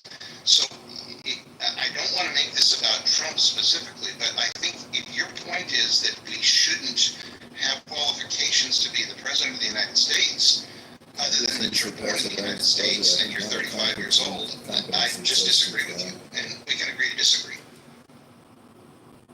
Yeah, I think this is more an example of fixating on something that probably doesn't explain the decline, because it was true before the decline as well as after. And there are a lot of things that progressives want to do to make America better that are of that character, where it's like, well, and I can give you a long list. I won't. I'll just talk about those two because I think we've both seen them on here. Or the Electoral College is a third one, right? I mean, if America is in decline because of the Electoral College, that decline probably started a long, long time ago, right? And the same thing, qualifications for office, lack of controls of hate speech. I mean, the U.S. hasn't had these things ever. So if these are the cause of the problem, I mean, it doesn't make sense. It's like, well, I mean, lack of qualification for the presidential office, that's like 200 years old. It took 200 years before the decline set in. I don't think that's what it is. So it's not targeted. And if it's not targeted, then it's like just, I don't know, just treating the public policy like a laboratory or something, you know? Okay, well, we'll agree to disagree on that one. Thank you.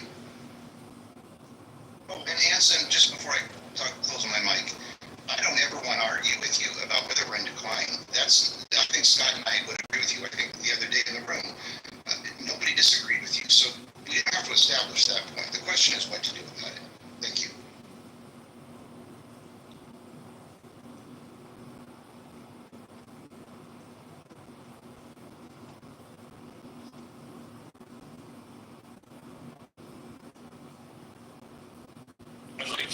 queue.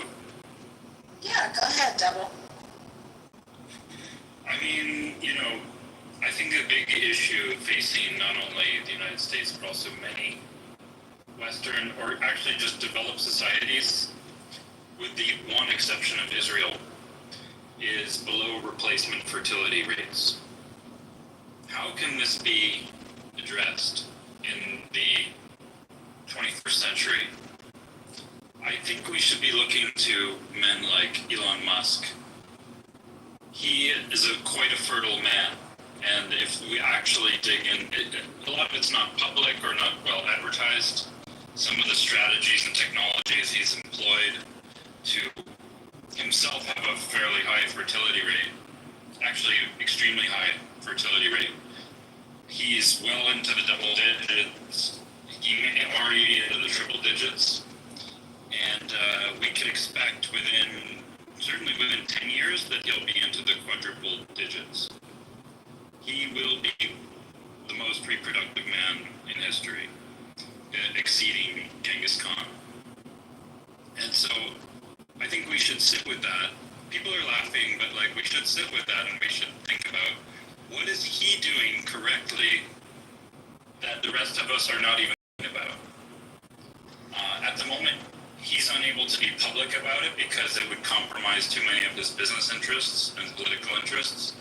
But we should all be thinking about what strategies we can employ in our personal lives, or what strategies that the larger society should be perhaps encouraging and subsidizing. I'll leave it there. So let me take this one. Wait. Go ahead. Let me, Double, I'm reading the book right now, just got it out of the library. These Strange New Thin Minds.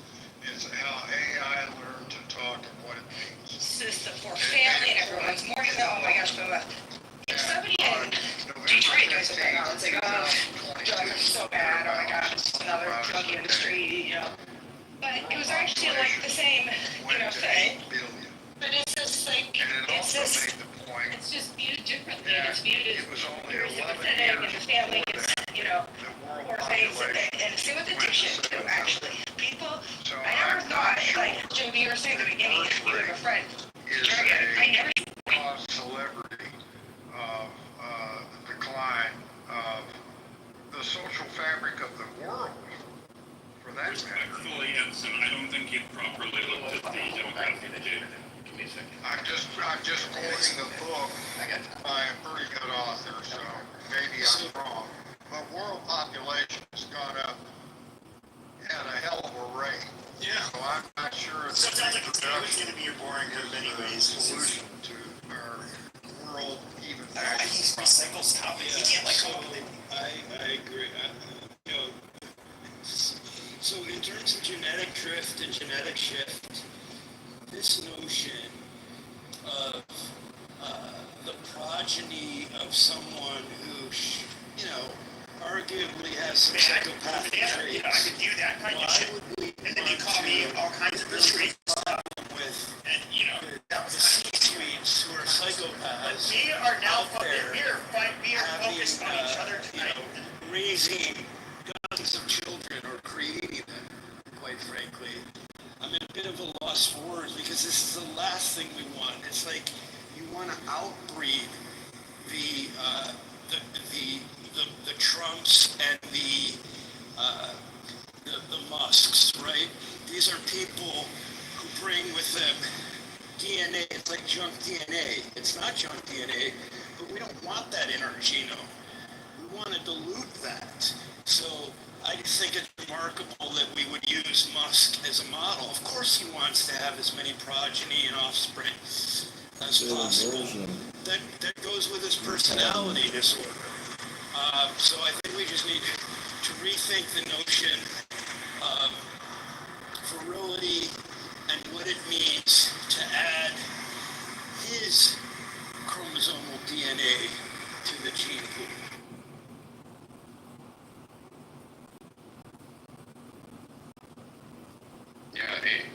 Double, your strategy is really flawed. First of all, you chose an unsympathetic example.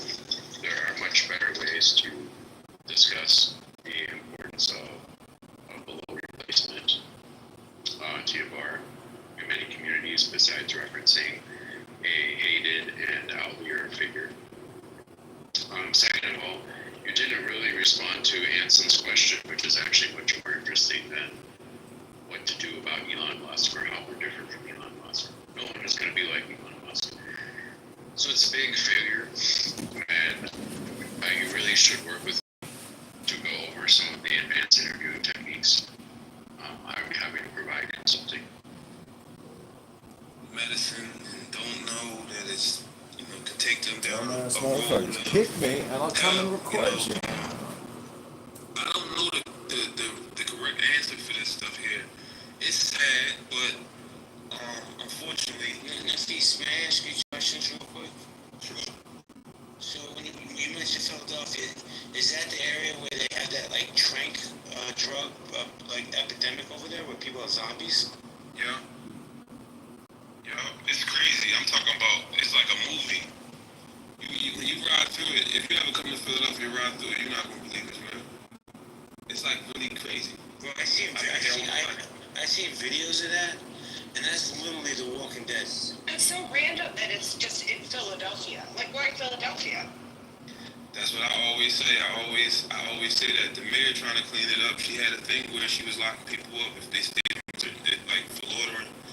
But it just always come right back. Mayor come in, try to clean it up, it just goes right back. I don't know if it's something over the clouds right there. I don't know what it is, but I wish I could.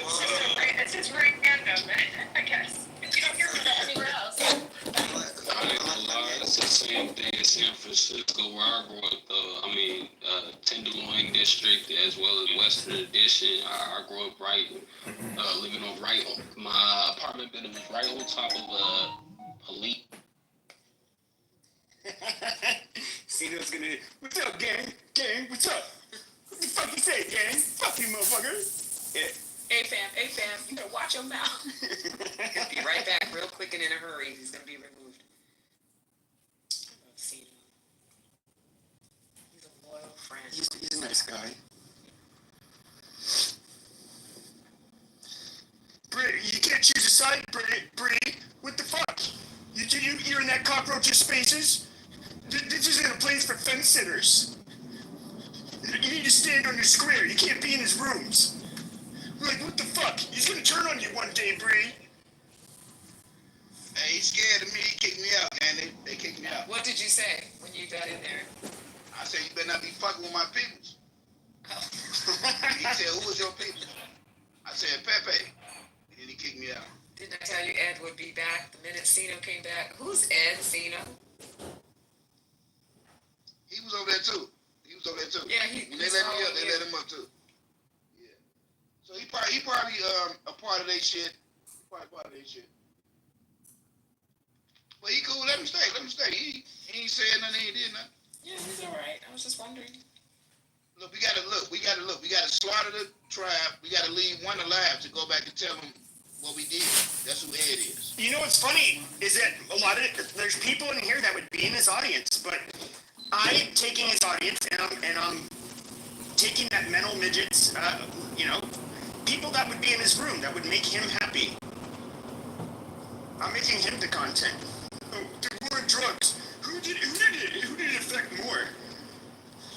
Don't care. But I do care that you're lying, JB, and that you're still on this app. Shouldn't be on this app anymore. I get the argument they're trying to make, but let's face the facts. War on drugs affect a lot of people. Yeah, but I don't want to talk about the war on drugs. I want to talk about a baby. He looks like a fucking crack baby, and he has crack baby veneers. I didn't know he was that. Wow. Yeah, he's a white trash piece of shit. Yeah, he's so horrible. I mean, he had to sexually assault women. That's like, That's why he got mad at Mon and mad at you, Sid, because he can't never get a pretty woman, Never, no. He got a bad pussy. He got a bad. So I'm like, no, he doesn't buy it. He cons his way into it, fortunately. And then he threatens it, and sometimes, I don't know. I mean, it's in the news. What can we do? There's some fucking white liberals, I can tell you, they let me right on up. I raised my hand, what's up? I said, man, who the fuck is JB? I said, I'm JB. I said, man, you fuck with my people. I said, who your people? I said, Pepe, motherfucker. Fuck with me, they got me out here. Fuck Pepe. No, fuck you. Yeah, fuck you.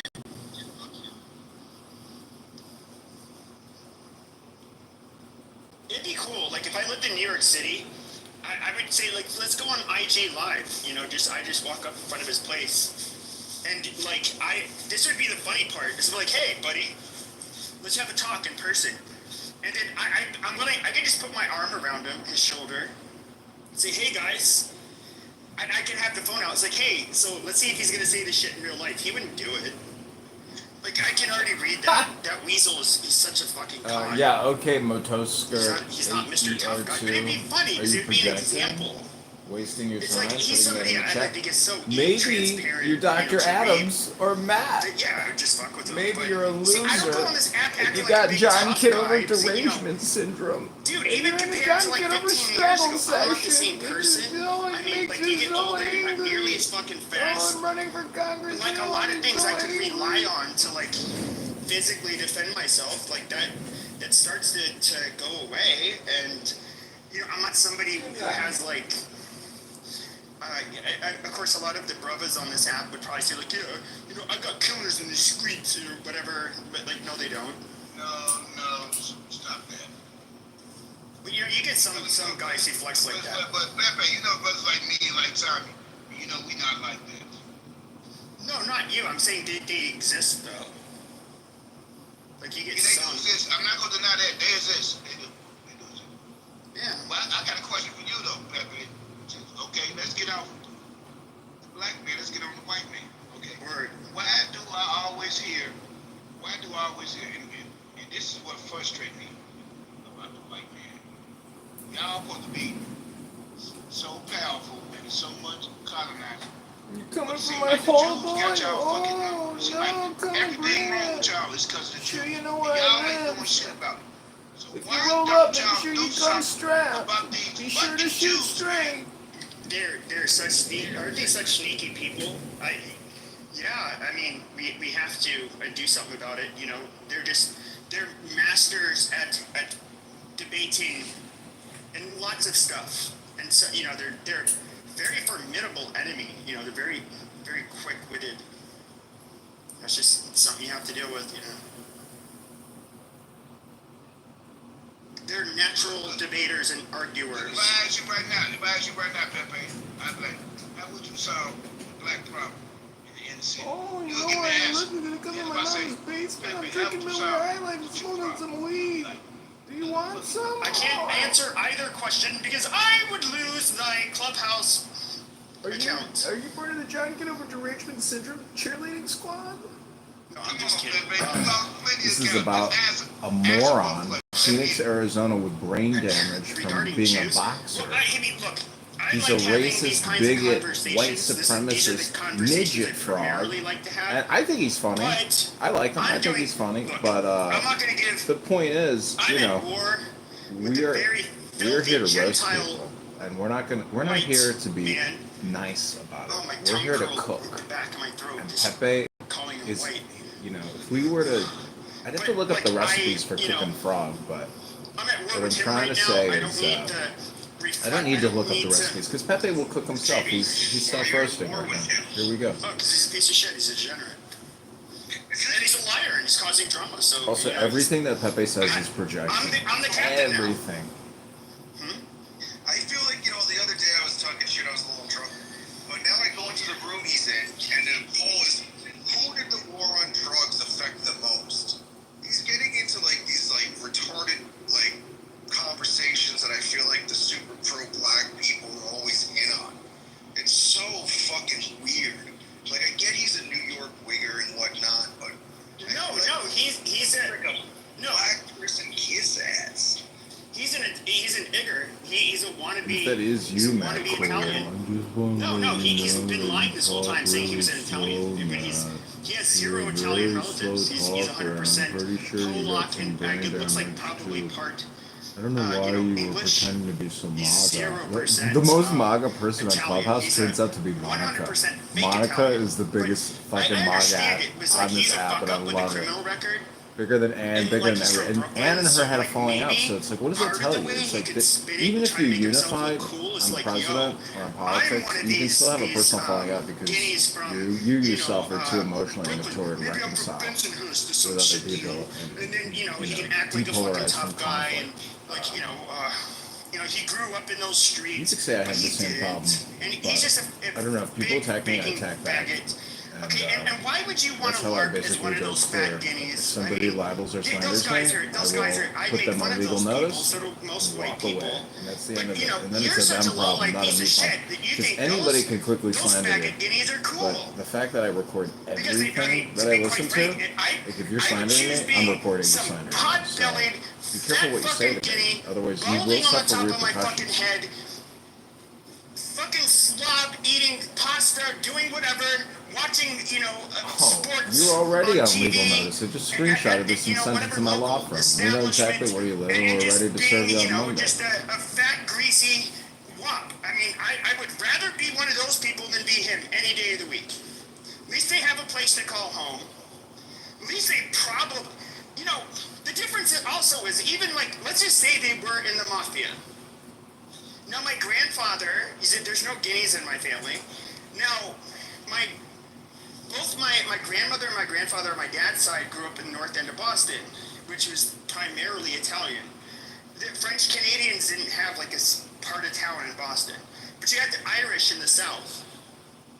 Now, it was like, you knew there You would may like, want yes, to there delete was your obviously chat. like I you bet you had, they anything had you're a their pussy gang, and you'll their delete what you've mafia written in the bullshit, chat. but it You'll never just clean it really right up because you're like, you know what? affected just When he everyday ends this people. live, my chats are going to be a part of this video In Providence, forever. Rhode Island, when my So I bet grandfather, you anything. for his boss, like he was a gambler, he would have to Delete all your like chat. walk like Bet you with a 10 box full of bucks. cash. I guess By the he's, time I end this I guess he live, would either lose or your win pussy bets. ass is going to delete But in every little Providence, big he word you could put walk in down there. the street, Because and you're of course this was stupid. illegal, And I'm trying to help you. and like nobody You'll see. fucked with him I'm sure you'll ever. It'd be a smart thing to do. Maybe Maybe you're too obviously stupid. I don't you're know. fucking Maybe with the you'll say more mafia's stupid business shit. at that point, Get and yourself like in trouble you're saying gonna wish stupid the shit on cops the caught internet. you and not even then they'd fuck you up in jail, so you can't really get away from it. But moral of the story is that like if you kind of like just not involved in their life, you don't really weren't that don't really have to worry about them. No, I understand they did like extort legitimate business owners and that kind of shit. I don't try to make these fat wops to be like saints or anything, but what you could, you see, somebody like Jay Breska, being the sleazy piece of shit he is, he knows that if he would have done that to one of their fucking daughters or a girl in the fucking neighborhood even, those guineas would have taken that skinny fucking Polak. They would have beat him within an inch of his life, even if they See, it's not decided satire, to spare stupid. him. I'm running for Congress. That And what look- you just that did is stupid libel and piece of slander, shit. and now I've screenshotted They it and look at him recorded for it, the and fucking now we loser will be he is. suing you. So He's a lowlife. good job on that. Is that how you You spend have your to think Saturday about nights it, too. usually? Like, how Getting could- yourself in trouble? Well, If you were to, probably. and this is just Probably. gangs in general, like even with whites, outlaw motorcycle clubs are generally going to be something, I would say probably the most prominent with whites. I mean, you have to be a, the fuck do you call it, prospect for like, I don't know, a year or two. And they're going to test you, they're going to test your character. A fucking sleazebag like him, he can't do that. I mean, he'll never pass muster for any group, that, especially one where you have to really rely on them not only fuck you over, but snitch or steal from you. Or set you up, and this guy's a weasel. Nobody wants to be around people like him. Okay. Sorry, I can't talk here in a minute. I need to go clean off my driveway and Then go do it. stuff. Yeah, I will. Just a second. I just wanted to say, Mon, I just heard the audio clips of JD talking about you. They're disgusting. They're literally disgusting. Like, I just now, a week later, have listened to everything, and I'm questioning, what did you ever do to deserve to be talked about like that?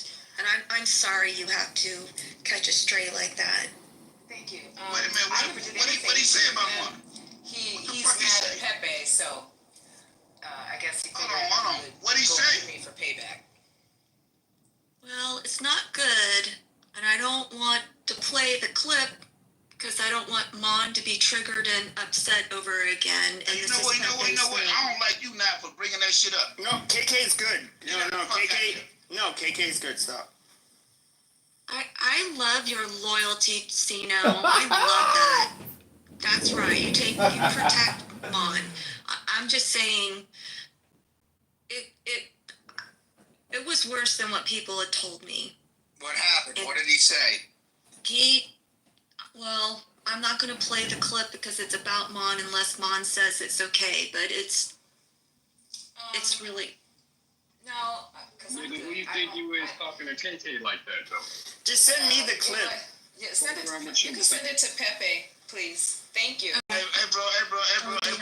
Stop talking to me, bro. I don't know who you think you are, bro. Nigga, don't talk Sino, you're cool. Guys, you guys are cool. Stop. Everyone calm down. Sino, you're being very protective of Mon. Mike is being very protective of me. We all together, we're fine and everything's great. I'll send it to you, Pepe, but he called Mon a self-hating black woman in one sense, and that she was a 75-year-old whore or bitch. She was irrelevant and whatnot. Yeah, he did. I'm gonna go on. I don't want to misquote it. I'll just send it to you, Pepe. Okay. But I just wanted to say, Mon, I'm so sorry. Thank you. Anybody in the chat, get me back in that room. If y'all can get me back in that room, I'm finna go fuck him up. Yeah, I mean, that's the thing, is that, like, this big mouth he's just such a dumbass. Like, he likes to say, Pepe, when you have this conversation, I swear to God, in real life, you never say the kind of things you say.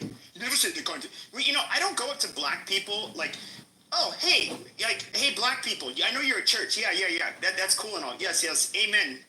Lord Jesus. Hey, guys, do you want to talk about black crime? Amazing, right? Yeah, let's talk about it. Or go to their chicken and waffles restaurant or whatever the fuck they like to go and be like, hey, I know. Oh, amazing. Great drink. Love it. Hey, do you guys want to have a question? Or have a debate?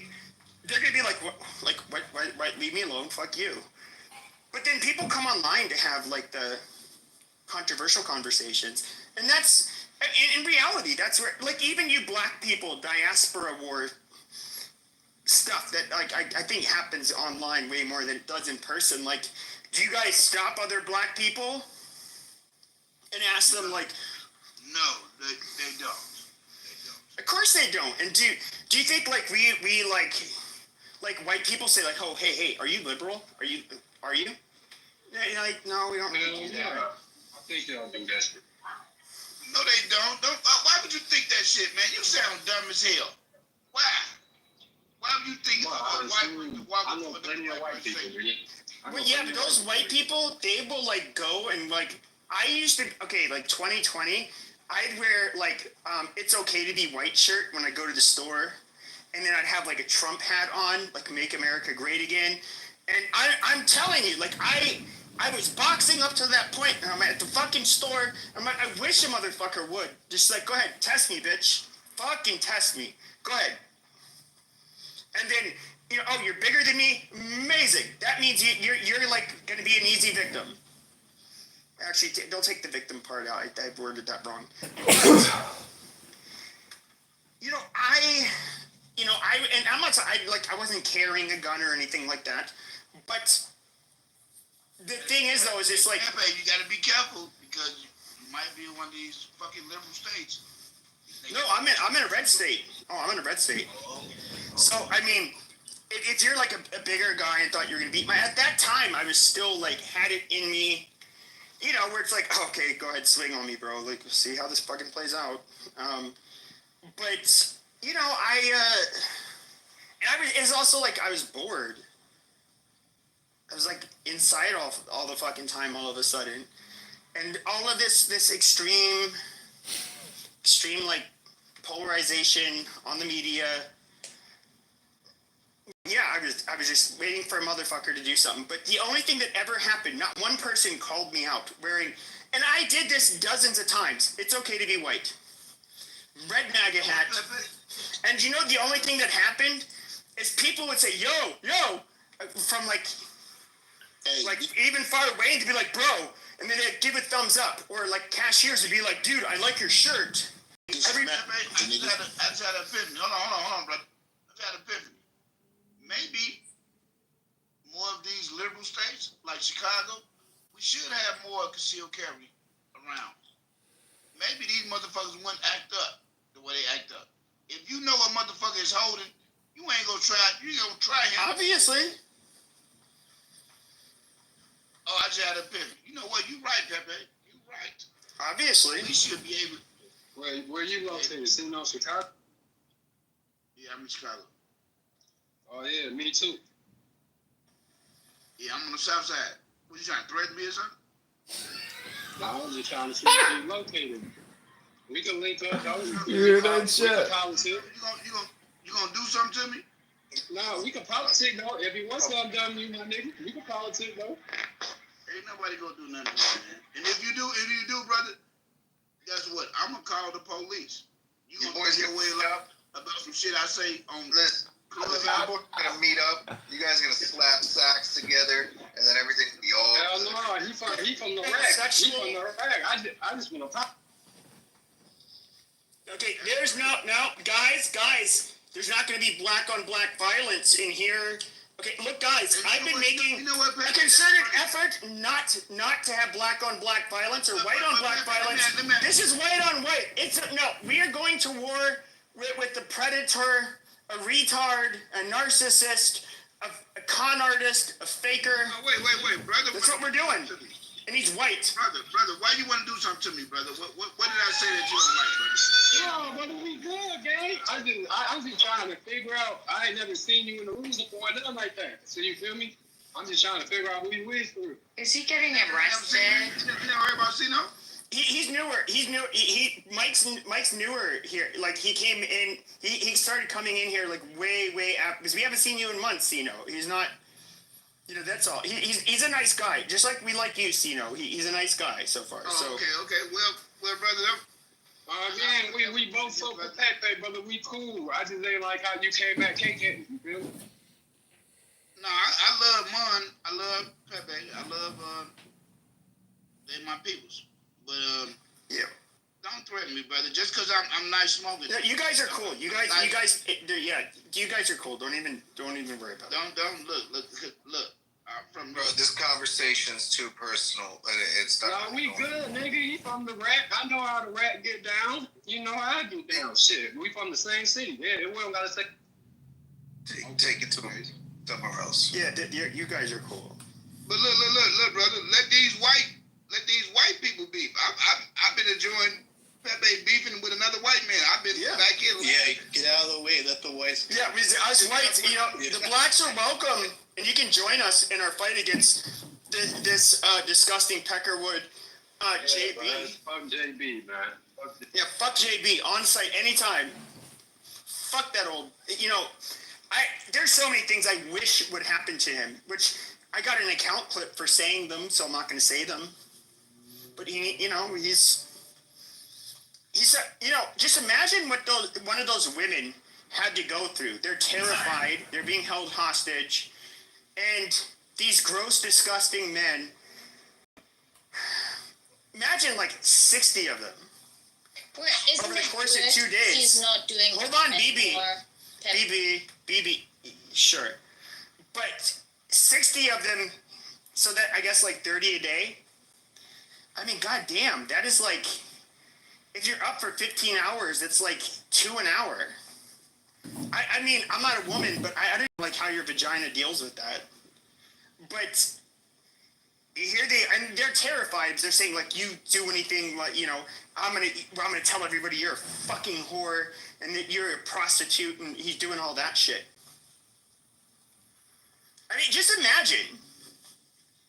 And, you know, you can look, and this is after he was already on probation for stealing $200,000 from somebody else.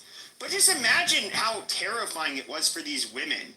And then that same cocksucker told you to suck his dick, allegedly. Allegedly, what? He did a plea deal, so, you know. I don't even think that that's like alleged. Like, he's not convicted of it, but it doesn't appear to be a disputed fact of the case. It's posted in the news, and if the news were misrepresenting that, he could sue them for that. Just because he's not convicted doesn't mean it's an allegation anymore. Like, they can't sue him if it's in the police. So, if a newspaper repeats what's in a police report, they can't be sued. They're just reporting facts at that point. So, no, they can go with it. But when it comes to what he did to these women, like, and this is where I think a lot of people, they kind of overlook it, and they like to say, like, oh, well, the past is the past. But I want you to ask yourself, was there ever any point as an American? I get it, there's some things that could go on in a very poor third world country where you literally have gangs rule, like El Salvador, you know, 8 years ago. But I'm talking about in America. Is there anything that would make you go out of your way and do that to women? I do not think. Yeah, but even if you didn't, just like make them. He didn't go. Well, hold on a second, but like coerce. Sure, but coerce them. Basically, say you're gonna sit in this fucking hotel room. My Johns are gonna come through. They're gonna screw you, and you're not gonna. You're not gonna say a fucking thing, or I'll ruin your life. What would drive somebody to do that? Normal people don't go there. Keep in mind that the anal rape as a child. Well, yeah, most of us don't buy that. We think he's just suing them for money, to be honest. Well, it looks like he got it, because that house is in his name. No, he doesn't have a house. He's renting. It was like $1,600 a month. I think it went up to just over $2,000. In that neighborhood? No fucking way. In Brooklyn, yeah. Well, Brooklyn's very expensive. Okay, enough, Pepe. No, you didn't delete it, but I filmed it and I posted it as a libel under defamation. No, nothing. So In thanks other words, for the content. he was acting like See, he owned a house. Kanye He's a taught me, renter. if you can't be used, We know you're that for a useless. fact. So thanks for the drama. He's It's renting, on YouTube and now. Congratulations. he's renting like Still a stupid. very, very Still a moron. cheap But place here in you are, Brooklyn. chatting again, And watching the reason I Dr. pointed Pepe. that out, This is the Pepe Show. yeah, no, Yeah, and that's not the reason why I bring this up.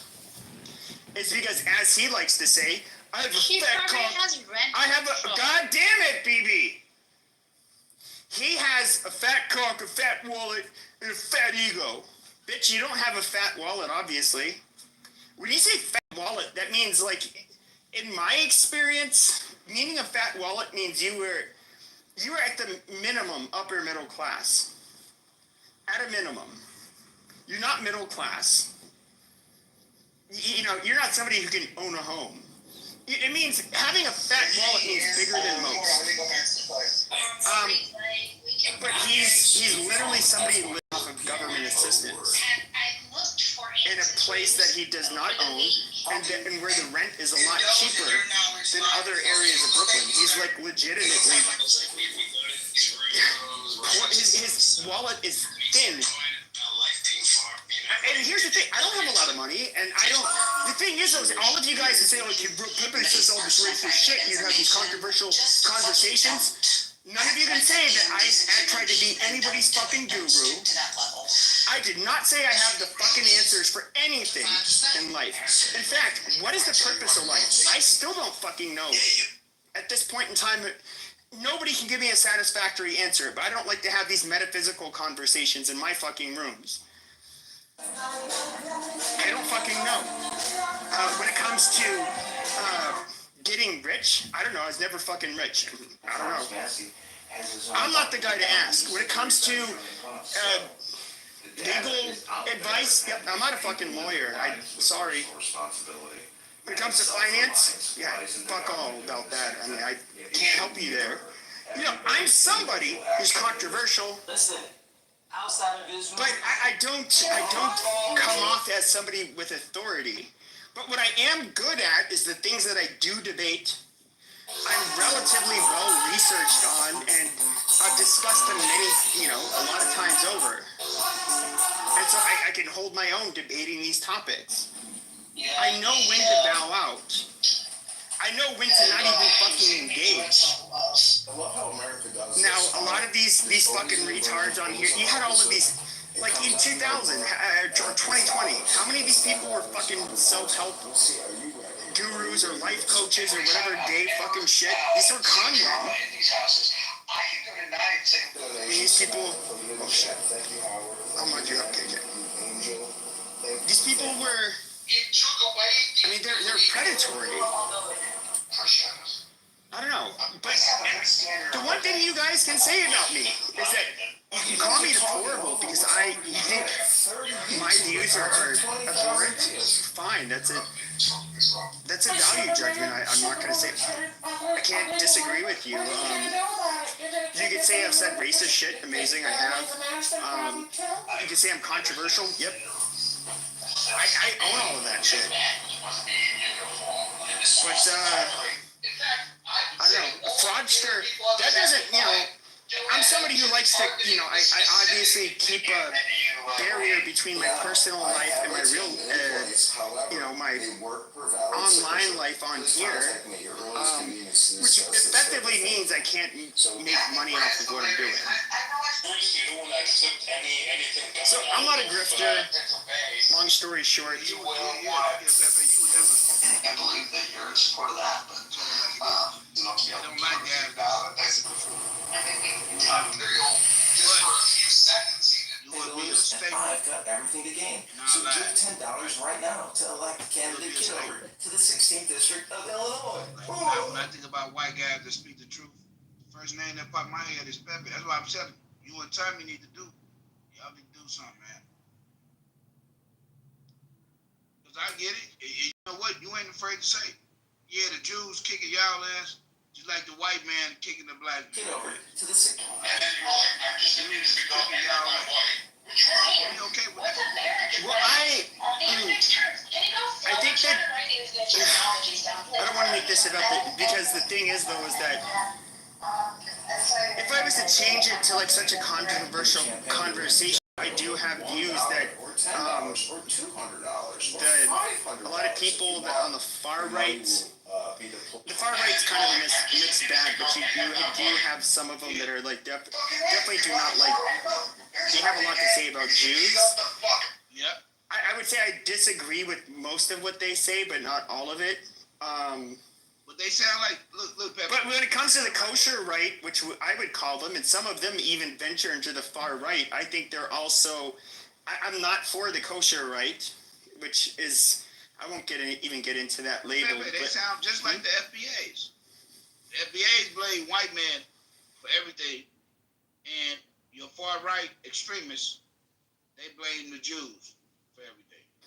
Well, yeah, there is this level of so even like people like Richard Spencer, I think I talked to him a couple of months ago. I talked to him more frequently. He there is something that a lot of the people, the alt-right doesn't exist anymore, but people on the far right, a lot of white people seem to be really in denial about this, but like white people are their own worst enemy.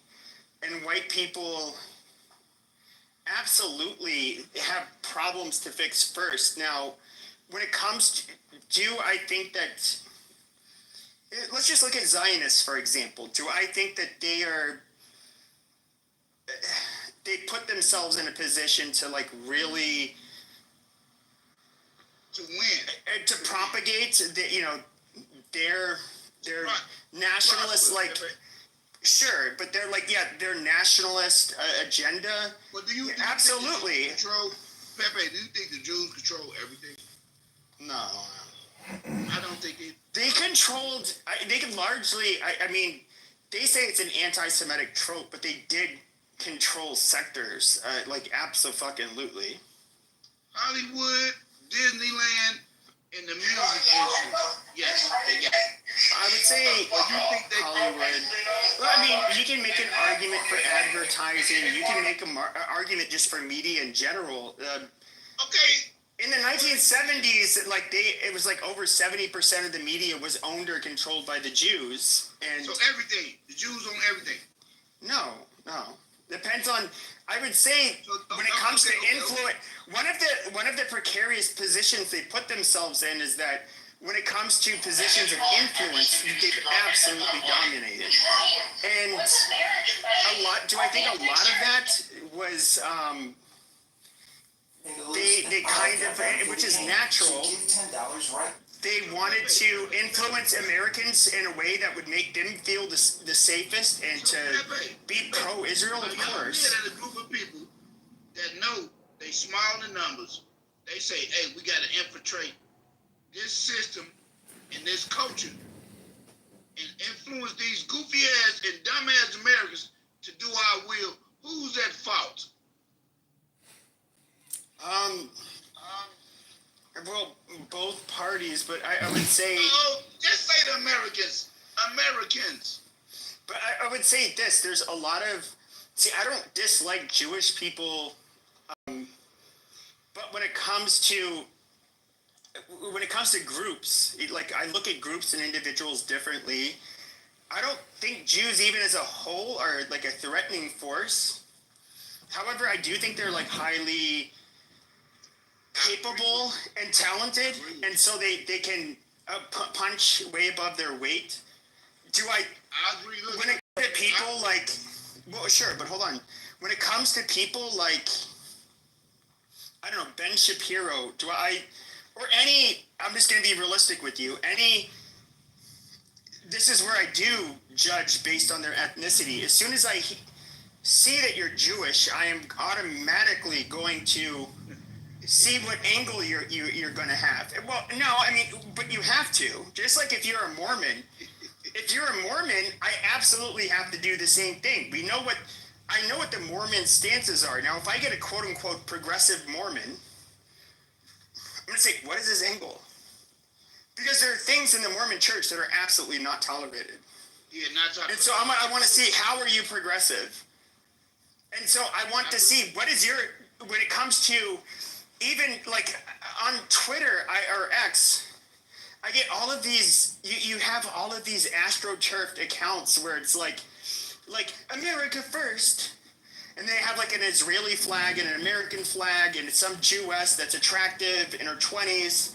And I'm just thinking like, no, fuck off. No, I mean, okay. Like I'm not buying that shit. They're not going to be like the Rand Paul. No one's going to back Rand Paul. I'm not saying the guy's bad. I wouldn't say they're in control. The thing is though, is that even I forget who is this stupid bitch that got hired by. So basically, what is it? TikTok. What ended up getting that? They've been trying to. TikTok was sure. Yes, but if you look at TikTok, they were, for years, people were saying how, like, this is, like, looks like it could be used for, like, infiltration in the United States when it comes to data collection and even influencing our population. It was China as a hostile country, at least as a nation. Okay, years they're talking about this, but, Mitt Romney, others, and by the way, that legislation that was passed by both houses was actually written by a group of Jews, and they were prominent Jews. Yeah, that got TikTok banned, and they ended up. The reason why is because they could not control the narrative on TikTok. Now, if the thing you have to understand is that Palestinian side, that you see, they are heavily the amount of foreign propaganda that goes into it is fucking insane. I mean, you can't believe anything that comes out of the pro-Palestine side. Like, they are the biggest fucking liars, and they're like, well, why don't you believe me? Why don't you believe this story? Because you guys are. I mean, you cry wolf. And if I find it false 8 out of 10 times, why the fuck am I going to believe this one might be one of the true ones? My feelings when they said the babies was being killed, and then found out babies weren't being killed. That hurt my feelings. But there were babies killed. Really? Mm-hmm. I didn't know that. Look, so I'll tell you this. There's footage that's available to the public that showed babies. Now, what you didn't get to see, hold on a second. What you didn't get to see, and I do know one person that actually saw the footage, who's in Canada. Basically, certain government officials, different media organizations, they could view much more graphic and disgusting version that nobody wanted it to be released to the public because of just how graphic, and it is absolutely horrifying, from what I've heard. So wait a minute. But you see you literally see the half dead people still alive, the children screaming and crying, and even John Spencer, who he was somebody who has a lot of experience in warfare. He's considered an expert in urban warfare. He was saying how what was very odd about it is that you saw these children screaming and crying that were very injured. Their relatives were dead, and they were just like smiling, laughing, going on business as usual, which he found very odd. You have to understand, he's a person who saw this in real life. He's a person who's gauging the behavior based on like what he's seen with a professional military. I'm saying, Pepe, you're making my point. I'm saying Gaza should be going through what they're going through. I'm saying Israel is going too far. That may be the case. But we don't know the real numbers when it comes to Gaza. Pepe, don't you find it weird that the so-called baby or babies that have been killed, 40 decapitated babies and one in the oven, yet we haven't seen a single picture of any of those decapitated babies, and the baby that was... Why would you want to see that? They don't release that shit to the public. Hold on, let me finish. Then the baby that allegedly was put into the oven, and they also turned the oven on, right? So they burned the baby. It turned out to be a puppy. There was an AI picture. It turned out to be a small dog sitting in its basket.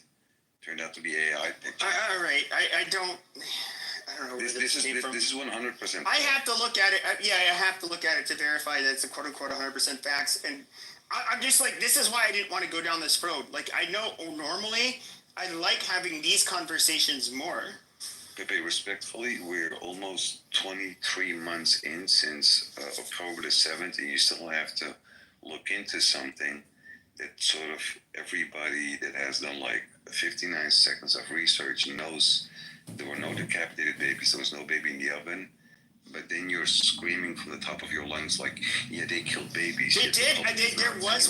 There was definitely a baby they killed. That one was available to the public. Okay, hold on. How many, Chino, 1 second. How many babies or minors then I should say, right? I don't know. I don't know. Let me ask you the question. How many children, minors, babies included, have been killed since the 14th of May, 1948, all the way to the 6th of October, 2023? No idea. Tens of thousands. One baby is too much, sir. How about that? One baby being killed by fucking bombs is too much, sir. It's too much. One baby.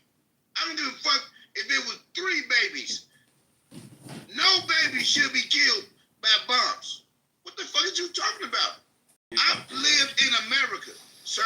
In America, we don't have to do that shit. Okay? I agree. but guys, I don't want to talk about like Jews and Israel and like whatever shit. Like, I understand a lot of, like, so many people consider as Zionists. I believe Israel should exist and they have the right to defend themselves. Like, I definitely think that when it comes to human rights abuses or human rights in general, they are, you know, and here's the weird thing is people will say it's anti-Semitic to bitch about Israel. No, it's not. I'm sorry. But when we have wars in America, you have anti-war protesters everywhere. They call our whoever the president is at the time, you know, a horrible person. They're committing war crimes. They're yada yada yada. No, it's not anti-Semitic. It's par for the course. You guys, if anything, Jews, especially when it comes to these leftist anti-war people, they look at Jews as a bunch of fucking white people, and they're holding your feet to the fire, just like they hold, us white Gentiles' feet to the fucking fire in our Western empires. You guys are no fucking different. They don't believe that. They don't buy any of your rhetoric, and I do think a lot of the pro-Zionist rhetoric is absolute garbage, and I've like pushed back against it, and people at first are like, "Oh my God, are you an anti-Semite?" No, like I don't believe in the shit that was being said under George Bush. We're spreading freedom and democracy. And fuck off. He was a piece of shit. What? I mean, was that anti-American for me to go against what Bush said? You know, even if you look at the veterans of the global war on terror, it's incredibly unpopular.